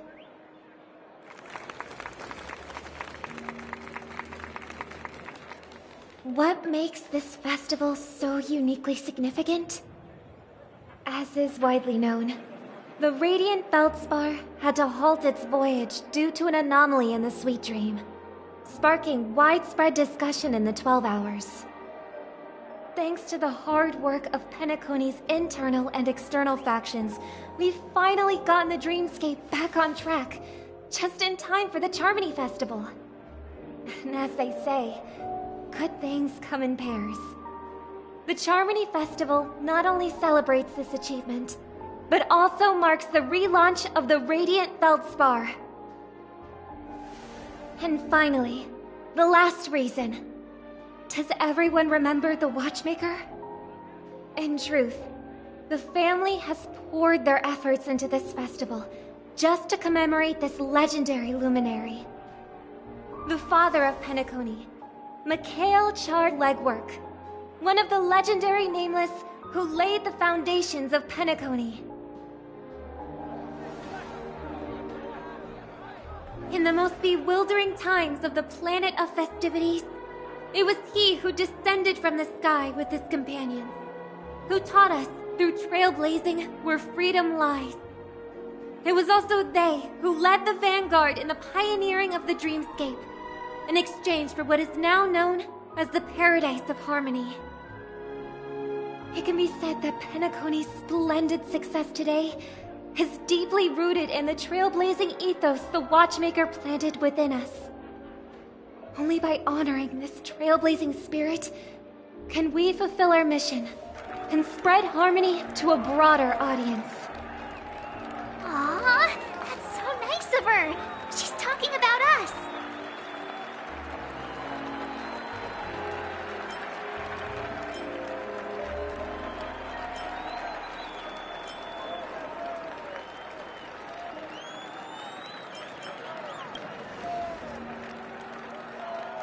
Obviously.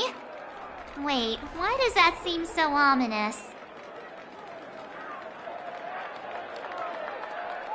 And now, the sweet dream is back on track. All thanks to the Trailblaze, of course.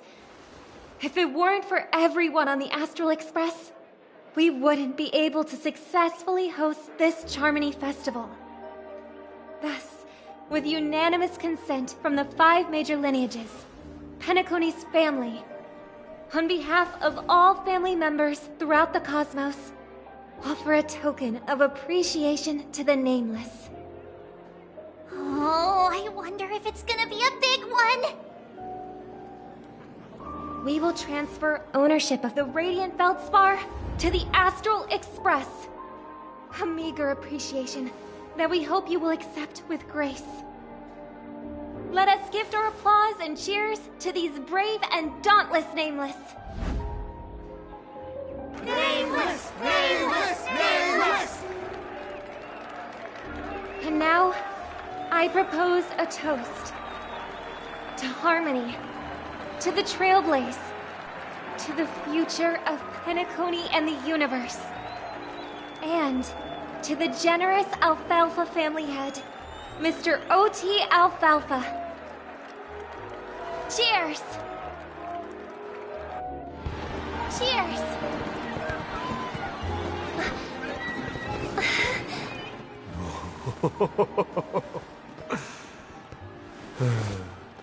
To make a decision like that. This little bird is no less capable than her brother. All's well, all's well. Right. But have you forgotten someone, my gray-haired friend?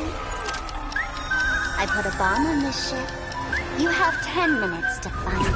Better hurry. When did this get shoved into my hands? There are still so many bombs. Now's not the time for plot twists. I can't handle this alone. Time to create a group and inform everyone.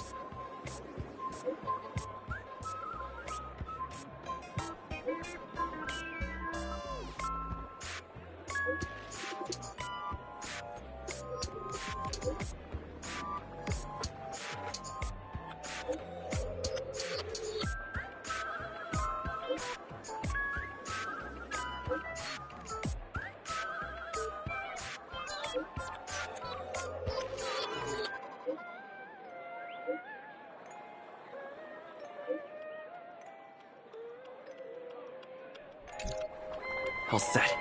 Let's start following the plan.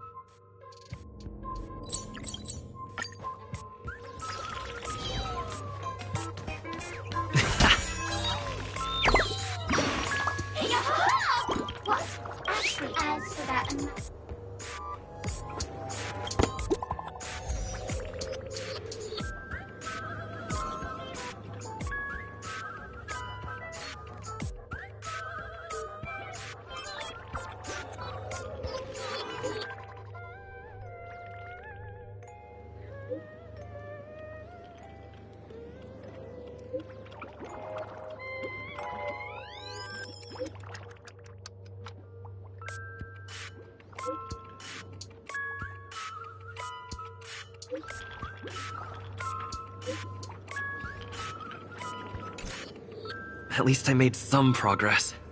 Gotta keep working at it.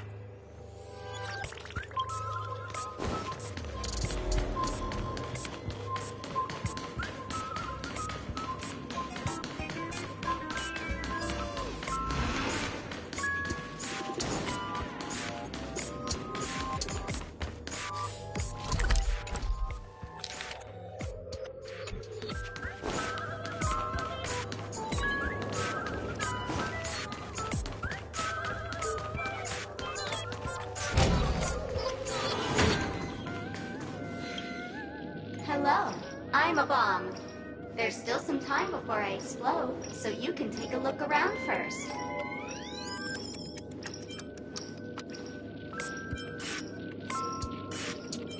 That's no problem, of course. But if you don't want to go too far, I can also play a soothing tune for you in case you get bored. Now playing Never Give Up, Never Surrender by the trending superstar Ask Rickley from the Epsilon 12 system. Oh, hang on. Penacony's family have not purchased the rights to this song. We can't play it here. How about this? I'll recite it for you. Next up, please enjoy a recital of Never Give Up, Never Surrender. Oh, aha! If you ask me how I feel about you, don't tell me that you pretend not to see. They will never give you up, never make you sad. They will never give you up, never make you cry. They will never say goodbye to you, never tell lies to hurt you. Praise, aha!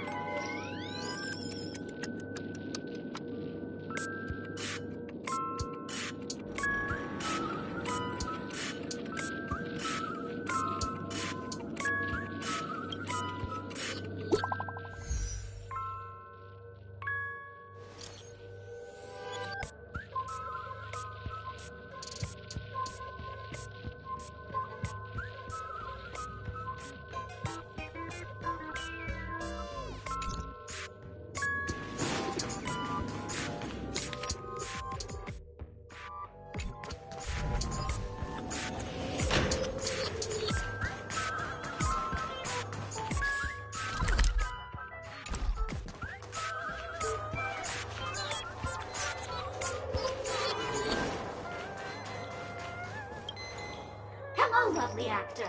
You can call me the Director Doll. I often use this name in film credits. If you didn't know, I'm the one who directed the entire farce in penacony. As the leading man of the show, what did you think?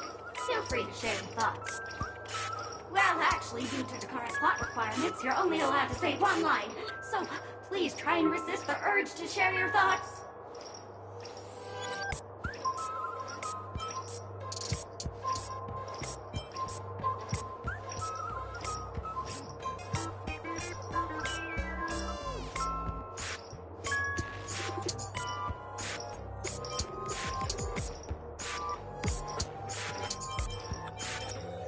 Robin, who's that? Since you're done asking questions, I'm done answering. According to the script, I must reveal to you the fact that there's no bomb here at all, thus causing you to want to kick yourself for spending this whole time listening to me prattling on, after which we will part ways. But don't fret, I've also prepared a gift for you. A dream bubble that has the thrilling life and death moments I shared with the beautiful memo keeper. If you haven't seen it yet, you should hurry up and look for Dr. Edward.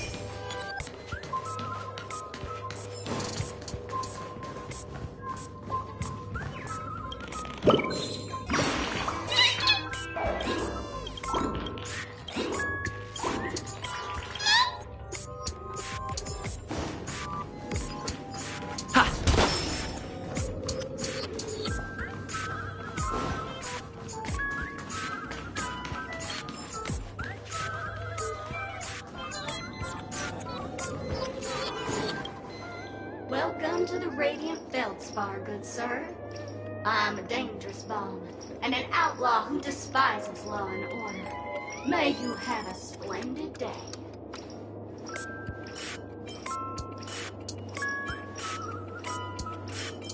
Thank you, mister, but courtesy doesn't hide my hazardous lunacy. If you're unconvinced, let me show you. Go fudge yourself, you muddle fudger! To be frank, I didn't become an outlaw because I'm a fudging bomb. It's because I'm the fudging owner of an ancient mass-forbidden curse. Here to experience it? I can chant it for you. But Miss Sparkle won't be responsible for any of the consequences. Holy fudge, you're more insane than I am. Let me gather my wits. The ritual is ready. Perk up your ears and listen closely to the most ancient rhyme of fear etched into the very fudging genes of humanity. Bloomska, boomska, little sparkles! Bloomska, boomska, little sparkles!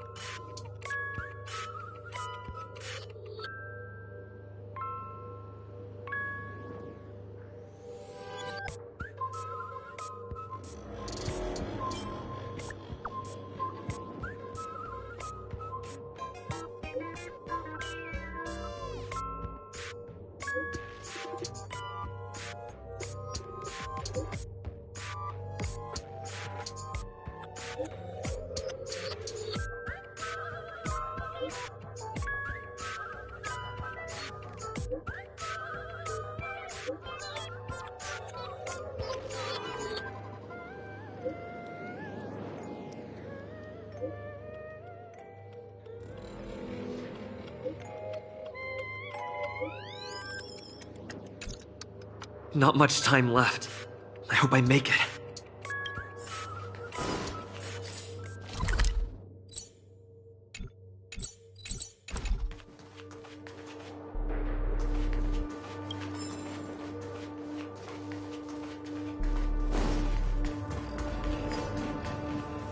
Is that Firefly?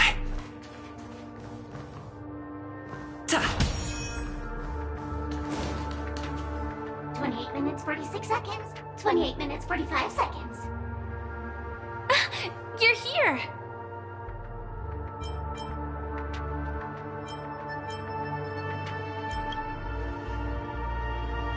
The masked fools? So this really was their doing. Since you're here, I'll just keep it short. Just over half an hour ago, I received a message from an unknown sender and rushed here as soon as I could. 27 minutes, 52 seconds. 27 minutes, 51 seconds. The Sweet Dream has lost the protection of the Order. If it were to blow up here, the consequences would be unfathomable. I've scrutinized it for a long time, but the bomb's design is incredibly unique, as if it's been locked by some mysterious path force. Apart from its creator, I fear no one knows how to deactivate it.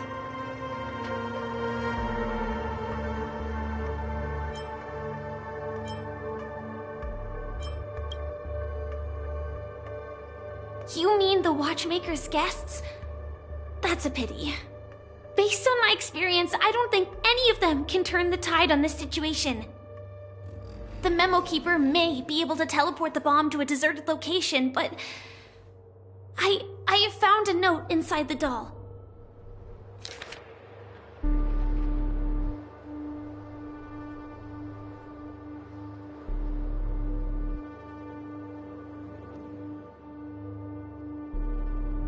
I don't know what grudges they have, but this path is a dead end, too.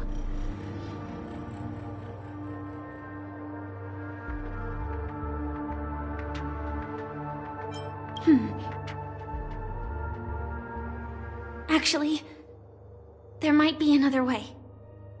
Do you still remember? The script said that I will experience death 3 times in the Land of Dreams. I think this moment heralds the 3rd time.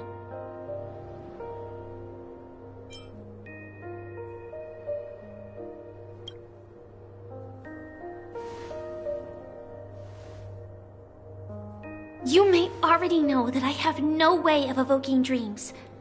I employ a Stellaron Hunter's special method in order to enter dreams instead. This allows me to perform feats that typical dream chasers can't. As long as I can bear the pain of the Memoria pressure, I'll be able to dive into the primal memory zone beyond the dream and extend a lifeline to the radiant feldspar. I will take this bomb into the depths of the dreamscape, as deep as possible where there are no living souls around. That way, at least no one will get hurt.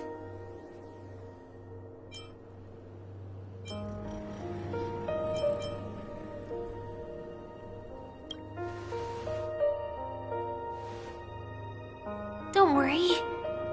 I believe that this firefly armor will be enough to take me to where I need to go before the countdown ends.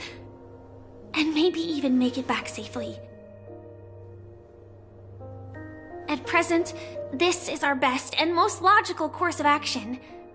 After all, a long story deserves a happy ending. I have some words to share with you, though they were spoken to me by Miss Acheron. She said that the so-called impossible is merely something that is yet to happen. At the moment, there are so many things that seem impossible, but are they really never going to happen? Maybe it's just that the moment to disprove these impossibilities hasn't arrived yet. Whether it be a literal ending, suffering akin to death, or a harrowing deathscape. Before the appointed destination arrives, they are all the same. Yet I can still make myriad choices. I also firmly believe that when that moment arrives for us to make a choice, the answer to our end will already be within our hearts. It is not destiny that shapes us, but we who shape destiny. The Astral Express and the Stellaron Hunters are like light and shadow. We walk on different paths, intertwined, moving forward and growing together. Maybe the end is predestined, but it is not today. Since things are going too well, let's speed up the countdown. Human life is short, just like fireflies to a flame. So if you have an answer in your heart, always remember, don't leave with any regrets. We have this right, don't we?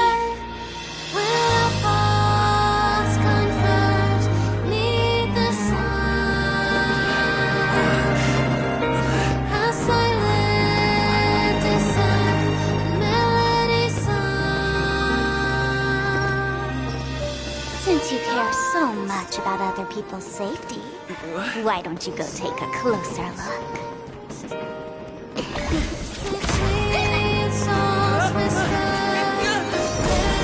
You see, everything is possible in this land of dreams.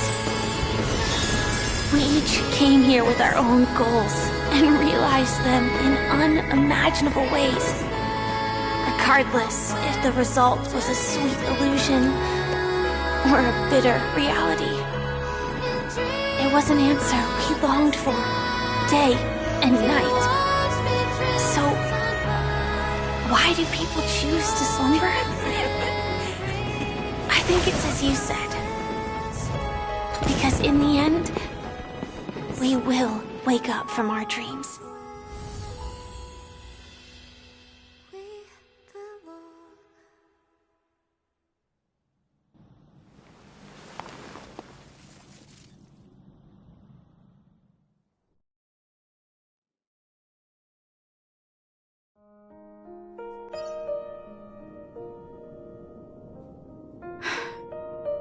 When I arrived, I happened to see a child holding it. He said the flowers were prepared by Aunt Jessie for the watchmaker and the war comrade he'd missed his whole life. Mikhail would place 2 bunches of flowers here year after year. And after he left, it became 3. Your wishes will always be remembered by someone. Now, Penacony, as you hoped, has welcomed the dawn after a long, dark night. The path forward may not be a bed of roses, but at least people are prepared to step forth towards freedom. Tiernan, you can go home now. While the Nameless are also preparing for the next stop of their voyage.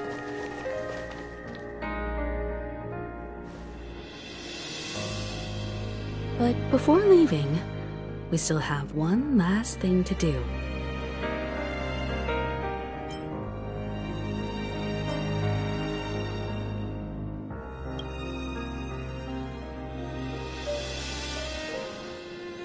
A fitting end to the tale of the departed. One could not ask for a better farewell. Go on. They're all here.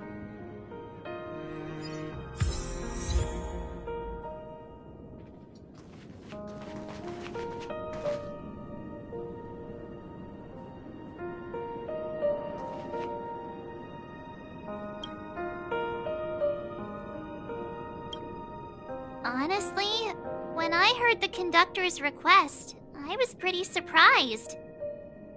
The Nameless. Those who trailblaze, doing good deeds but never seeking recognition. After all this time, how would we even find those 3 people in such a vast place like Penacony? But it seems, in the land of the dreams, anything is indeed possible. History may not remember the names of the dead, but the stars will attest to their journeys. The first glimmer of light in the prolonged night often illuminates little, as it is fleeting in the darkness too vast. But because of this, people will remember. As long as something shines in the night sky, then when the first star falls, countless more will follow, streaking across the horizon. Brooklyn Tiernan, Rosalina J. and Estella, we raise a toast to you, trailblazers of the Silver Rail. A toast to history that no longer remains silent. The passionate and courageous pursuit, and a voyage that traverses the stars.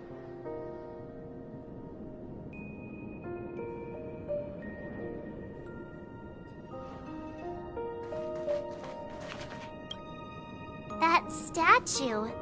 It wasn't here last time. Looks like this is the last riddle that Mr. Gallagher left for us. In the end, we still failed to figure out his true identity, or if he was even a living person. What should I say? I mean, this guy is definitely a history fictionologist, all right. I'm suddenly reminded of the time at the theme park when he said he was only 13 years old. Could that have meant something too? Either way, he's an enigmatic character for sure. At least our journey together in Penacony was real enough. And his loyalty and love for this land must have been real too, right? Gallagher, we raise a toast to you, the slumbering hound. To the festival's invitation, to all lies and the singular truth. If we ever meet again, please don't talk in riddles.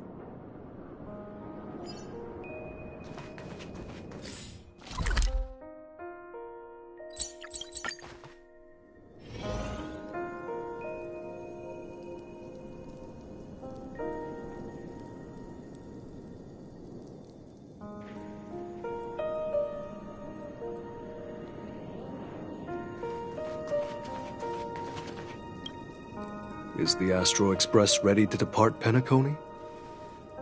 Apologies, Mr. Mika, that we are only now bidding you farewell. Oh, that's all right. You've all done so much for the Watchmaker, and we are forever indebted. Allow me, as the representative of Dreamflux Reef, to make another toast to all the nameless. What will the people of Dreamflux Reef do now? Many will continue to live here. Those accustomed to being awake will mostly have a hard time getting used to a life of darkness with their eyes closed. Though the order has faded, there must be someone to watch over this primal memory zone. Penacony's nights are long, and there are many who are still far from a good night's sleep. As for the sweet dream over there, we're still managing without it, aren't we?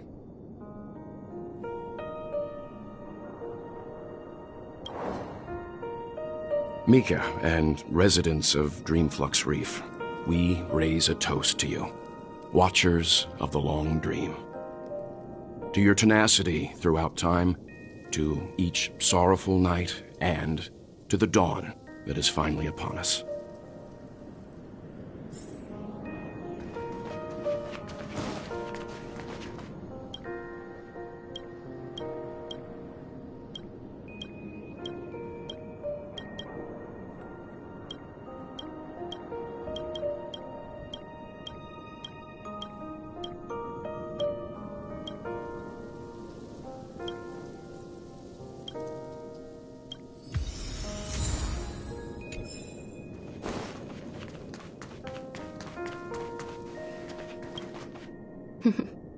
In the end, we still came full circle. This trailblazing expedition started from the moment you and a bellboy ran into each other.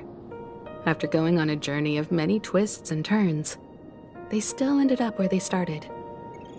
Just like a clock's hands that turn round and round, the start and end of each day will always land on 12 o'clock, the advent of time moving forward. There shouldn't be much left to say.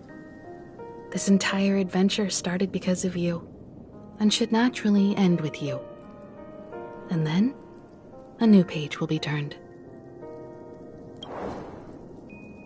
Mikhail Char Legwork, we raise a toast to you, watchmaker of the land of the dreams, nameless of the Astral Express.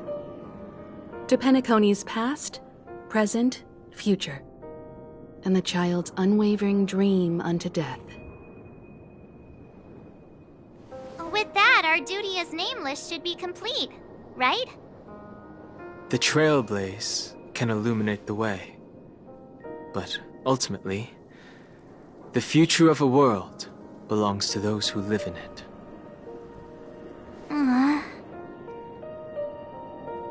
I still feel that Mr. Mikhail must have really wanted to witness this day himself. What's on your mind, March? Just a strange feeling. I had it a few stops ago, but it's super strong this time. Why not talk about it? Maybe everyone's thinking the same thing. I can't help but think that whether it's Mr. Mikhail, Mr. Tiernan, or Madame Rosalina, their lives must have been long, and they must have experienced plenty of stories. They were also young once, stumbling and bumbling around just like us, getting into scraps and mischief, that sort of stuff. Companions, enemies, journeys, adventures, all the sad and happy memories. The everyday that we're used to, they've lived through them too. But those things are all in the past.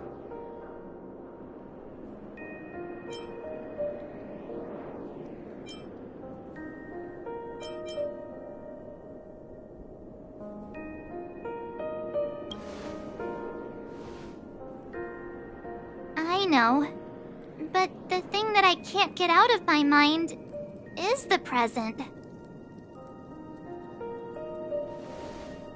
It easier to understand if I use an analogy.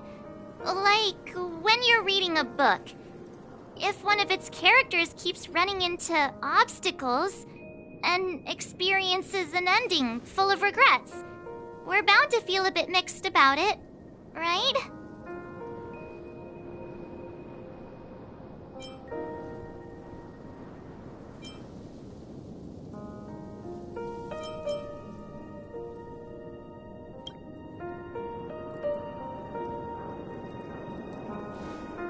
Because we've seen every nook and cranny of their lives, we see these people as special. So, even if there are parts of it that aren't really realistic nor logical, we still hope that their story gets a good ending when it comes. But what if they and we aren't really that special? When Mr. McHale sat in this chair, waiting for the Astral Express to arrive every day, what was he thinking? And if, at the end of his life, he could still firmly say he had no regrets, then what is this regret we feel in our hearts right now? I think each and every one of us is searching for the answer to this very question. The universe is vast, and our lives are but specks. The trailblaze never ends, but against the backdrop of the cosmos, the average person's lifelong journey is merely a short stretch. But it is in this minuscule distance that paths cross and countless worlds connect. The universe may not remember every person who leaves a tie along the Silver Rail, but we will. As long as we remember, their stories will never end. And what Mr. McHale has left for us is his answer to this very question. It may not be perfect, but it left a smile on this storied, jaded old Nameless's face at the end of his life. And its meaning will be interpreted by those who come after us.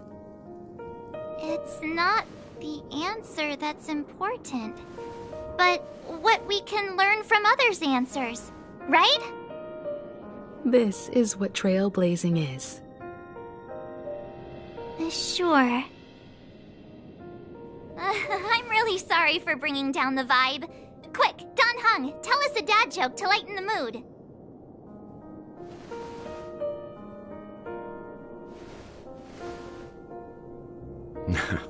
It's never a bad thing to reflect. One day, we'll all have to face our own farewells. But before that, we still have a long way ahead of us together. So the most important thing right now is to tell the conductor what we saw in Penacony. Then prepare ourselves for our next trailblazing destination. I should get back to the Express. Or maybe I could say my final goodbye to Acheron.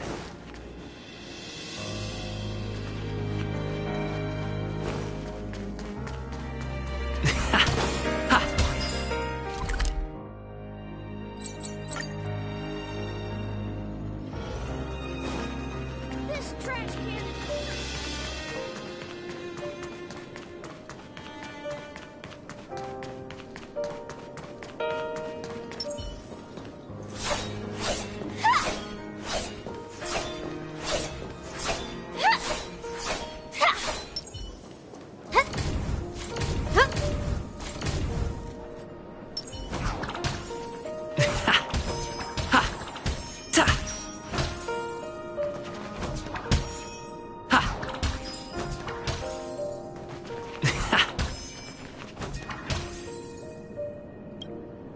Do you still remember when we first arrived in Penacony?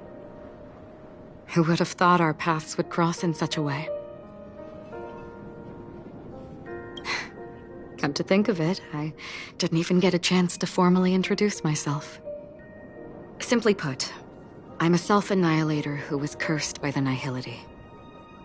My hometown was destroyed a long time ago, and the whole world was erased beneath their shadow. In order to fight against the cruel end of self-destruction, I went on a journey, in search of a way to sever the chains of the Nihility. After a long and grueling search, I am convinced that my destination lies within the depths of the dark web, where reality and the Nihility are separate. In there lurks a secret called Device 9. One day, I'll reach it. The ocean of stars is vast, and given our destinations, I'm afraid our paths may not cross again. But the trailblazing expedition ahead is always full of unknowns, and my blade is sharp enough to sever fate.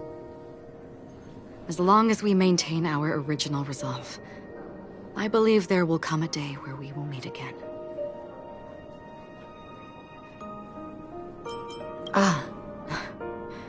In that case, I must apologize for my rudeness. Do you remember when we first met? I once said you reminded me of an acquaintance.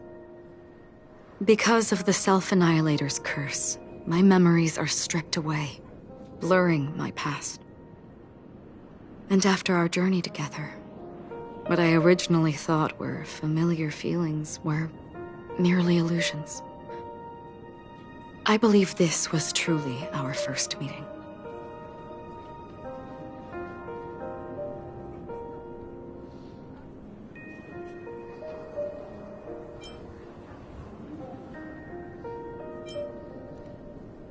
What do you mean?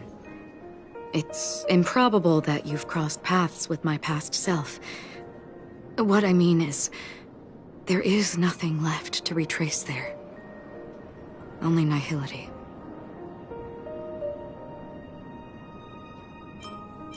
I see. You've also had a similar experience? Then you should know that this me and your memory of me are not the same person.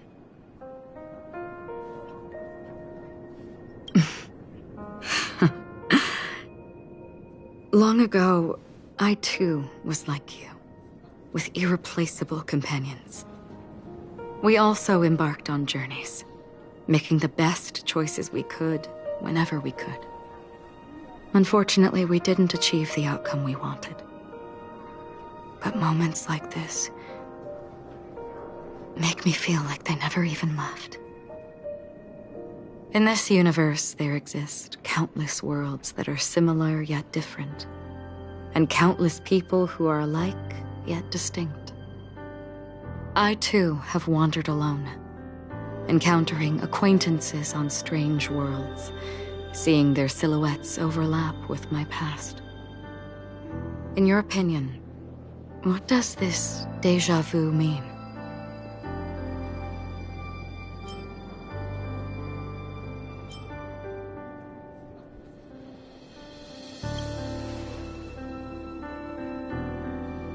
Attachment, desire, longing. They may all be right, but they are all incomplete. I believe it's not something external, but something that originates within us. An emotion that traverses time from a certain moment of our past to reach us. Perhaps it's a source of warmth and happiness, or maybe it brings pain and sorrow. Each time we reminisce on our past, we always seem to notice a tiny but unforgettable instant that we left behind us, along with certain other things that remain constant throughout. That is a summary of our lives, encapsulating everything about us in these moments, proof of our shared path. Within them, we glimpse our own essence, and thus, we truly exist. Just like everyone in this story, hurtling onwards along the path of destiny with passion and courage for the things that breathe meaning into their lives. Set forth on your voyage without hesitation, Nameless, on the path of the Trailblaze. Even if the ending has been predetermined, that's fine. There are countless things that humans cannot change. But before that, On the road towards the end, there are still many things that we can do. And because of this, the end will thus reveal a completely different meaning. This is the meaning of journey. All those things, beautiful before, are still so now. And I believe it will still bloom at the end of the nihility. Until we meet again beneath the sun's rays.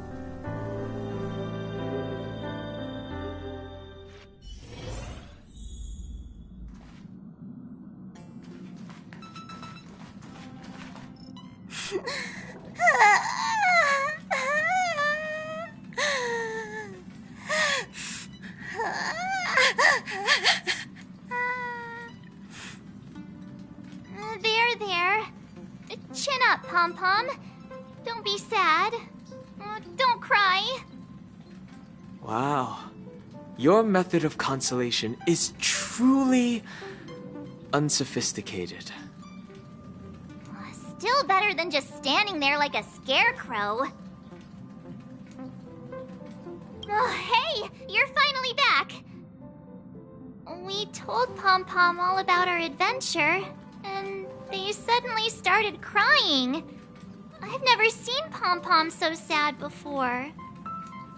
The conductor never cries. Pom-Pom is never sad. Pom-Pom is just angry. Yeah, angry.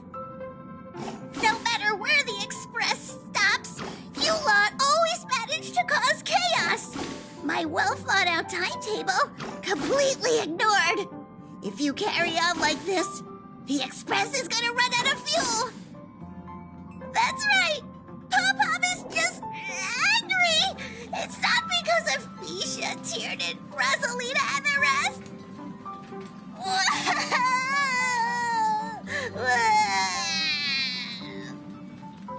It's okay. Oh, Pom-Pom, just let it all out. Everyone, could you all take a break in the next car? Don't worry. I'll stay here with Pom-Pom. But... Let's go, March. It's okay. Oh, Pom-Pom, just let it all out.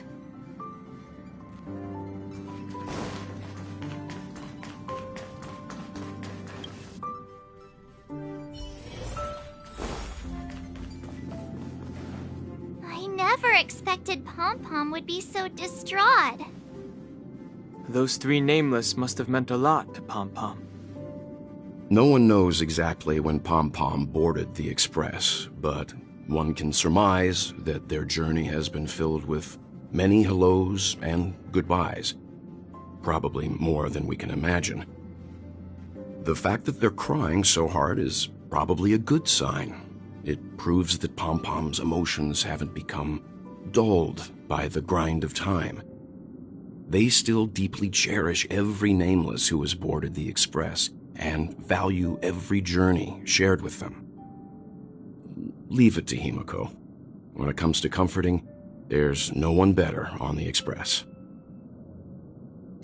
Well, they were a little emotional at the time, but I'm afraid that's not out of the question.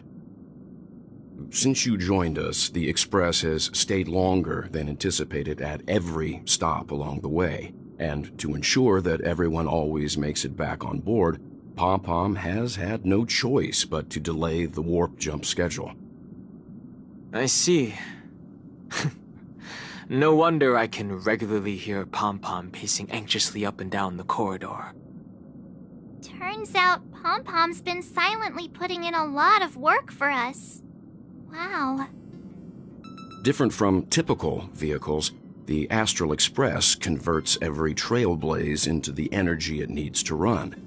Ideally, as long as trailblazing expeditions continue without interruption, the Express will receive a constant flow of energy, much like a perpetual motion machine.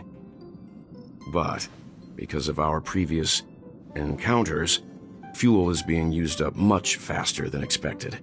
We can probably only pull off 2 more warp jumps at most. Only 2 more? Isn't that super risky? Oh, I don't want to become an ice cube floating around in space again.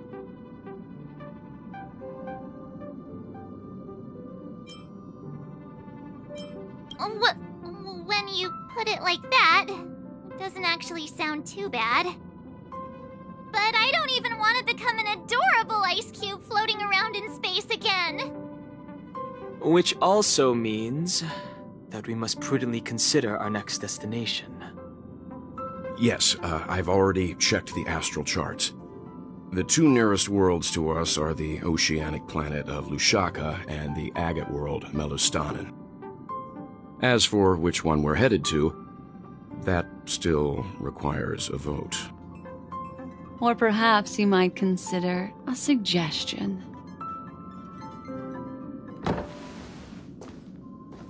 Everyone, we meet again. It's you! Why were you just in my room? It's a very cute room, Miss March. Just like you.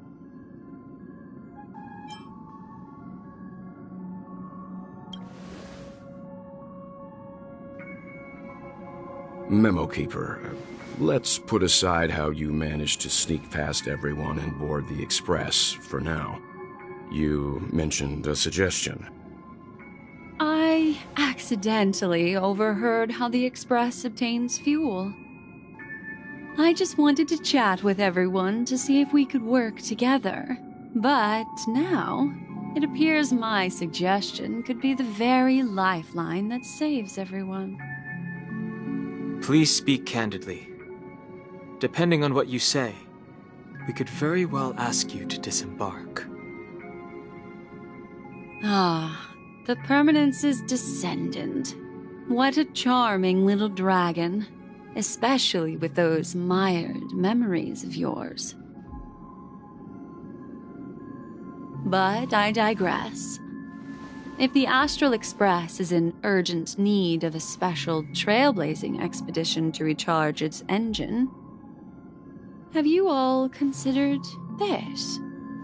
Perhaps your destination could be a world that even the renowned Akivili never reached. Should you be able to lay down a new stretch of silver rail, the Express may never have to worry about energy ever again. Trailblazing to a world that even Akivili has never been to? Is that possible? Continue, Memo Keeper. This destination of which you speak, what sort of world is it? A world that many across the universe don't even know exists. A world hidden away from outside observation. Its presence only revealed by the light from the mirror of the Garden of Recollection. A world fettered by 3 paths, its destiny hanging in the balance. The Eternal Land, Amphorius.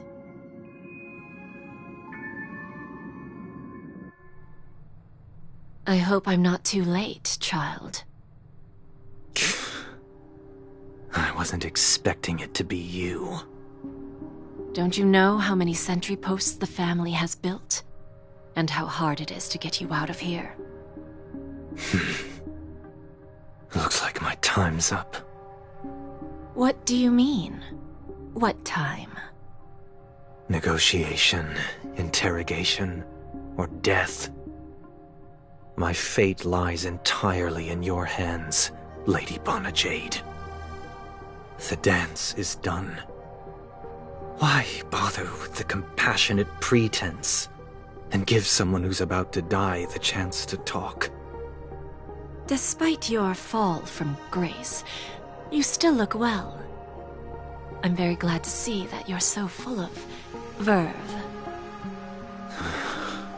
Do not insult my pride with half-veiled sarcasm. Have you specially come to see me just to sate your vile vanity? Oh, of course not. I merely came to fulfill your younger sister's wishes. To offer you a generous trade. That is, if you're willing to accept. Robin?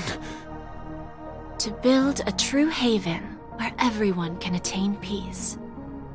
That's the oath between you siblings, isn't it? If I told you there was still a chance to realize this vow, would you be willing to talk to me then?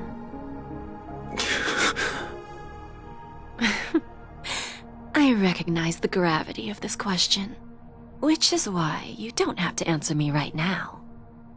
Go now. You are free, O Chosen One, who dare to exceed his bounds, sever your wings, descend to the mortal realm, and walk their lands. See what this world is truly like. I will not accept your charity. As I mentioned earlier, it's a trade, and you don't have to give me an answer right now. Rewards are not reaped in a day, and if there's one thing I'm best at, it's waiting. The sweet dream still continues, and the night is still long. You have plenty of time to contemplate your answer. A word of advice for you before we part ways. A word of warning from someone who's been in your shoes before. Life is too short to miss out on golden opportunities.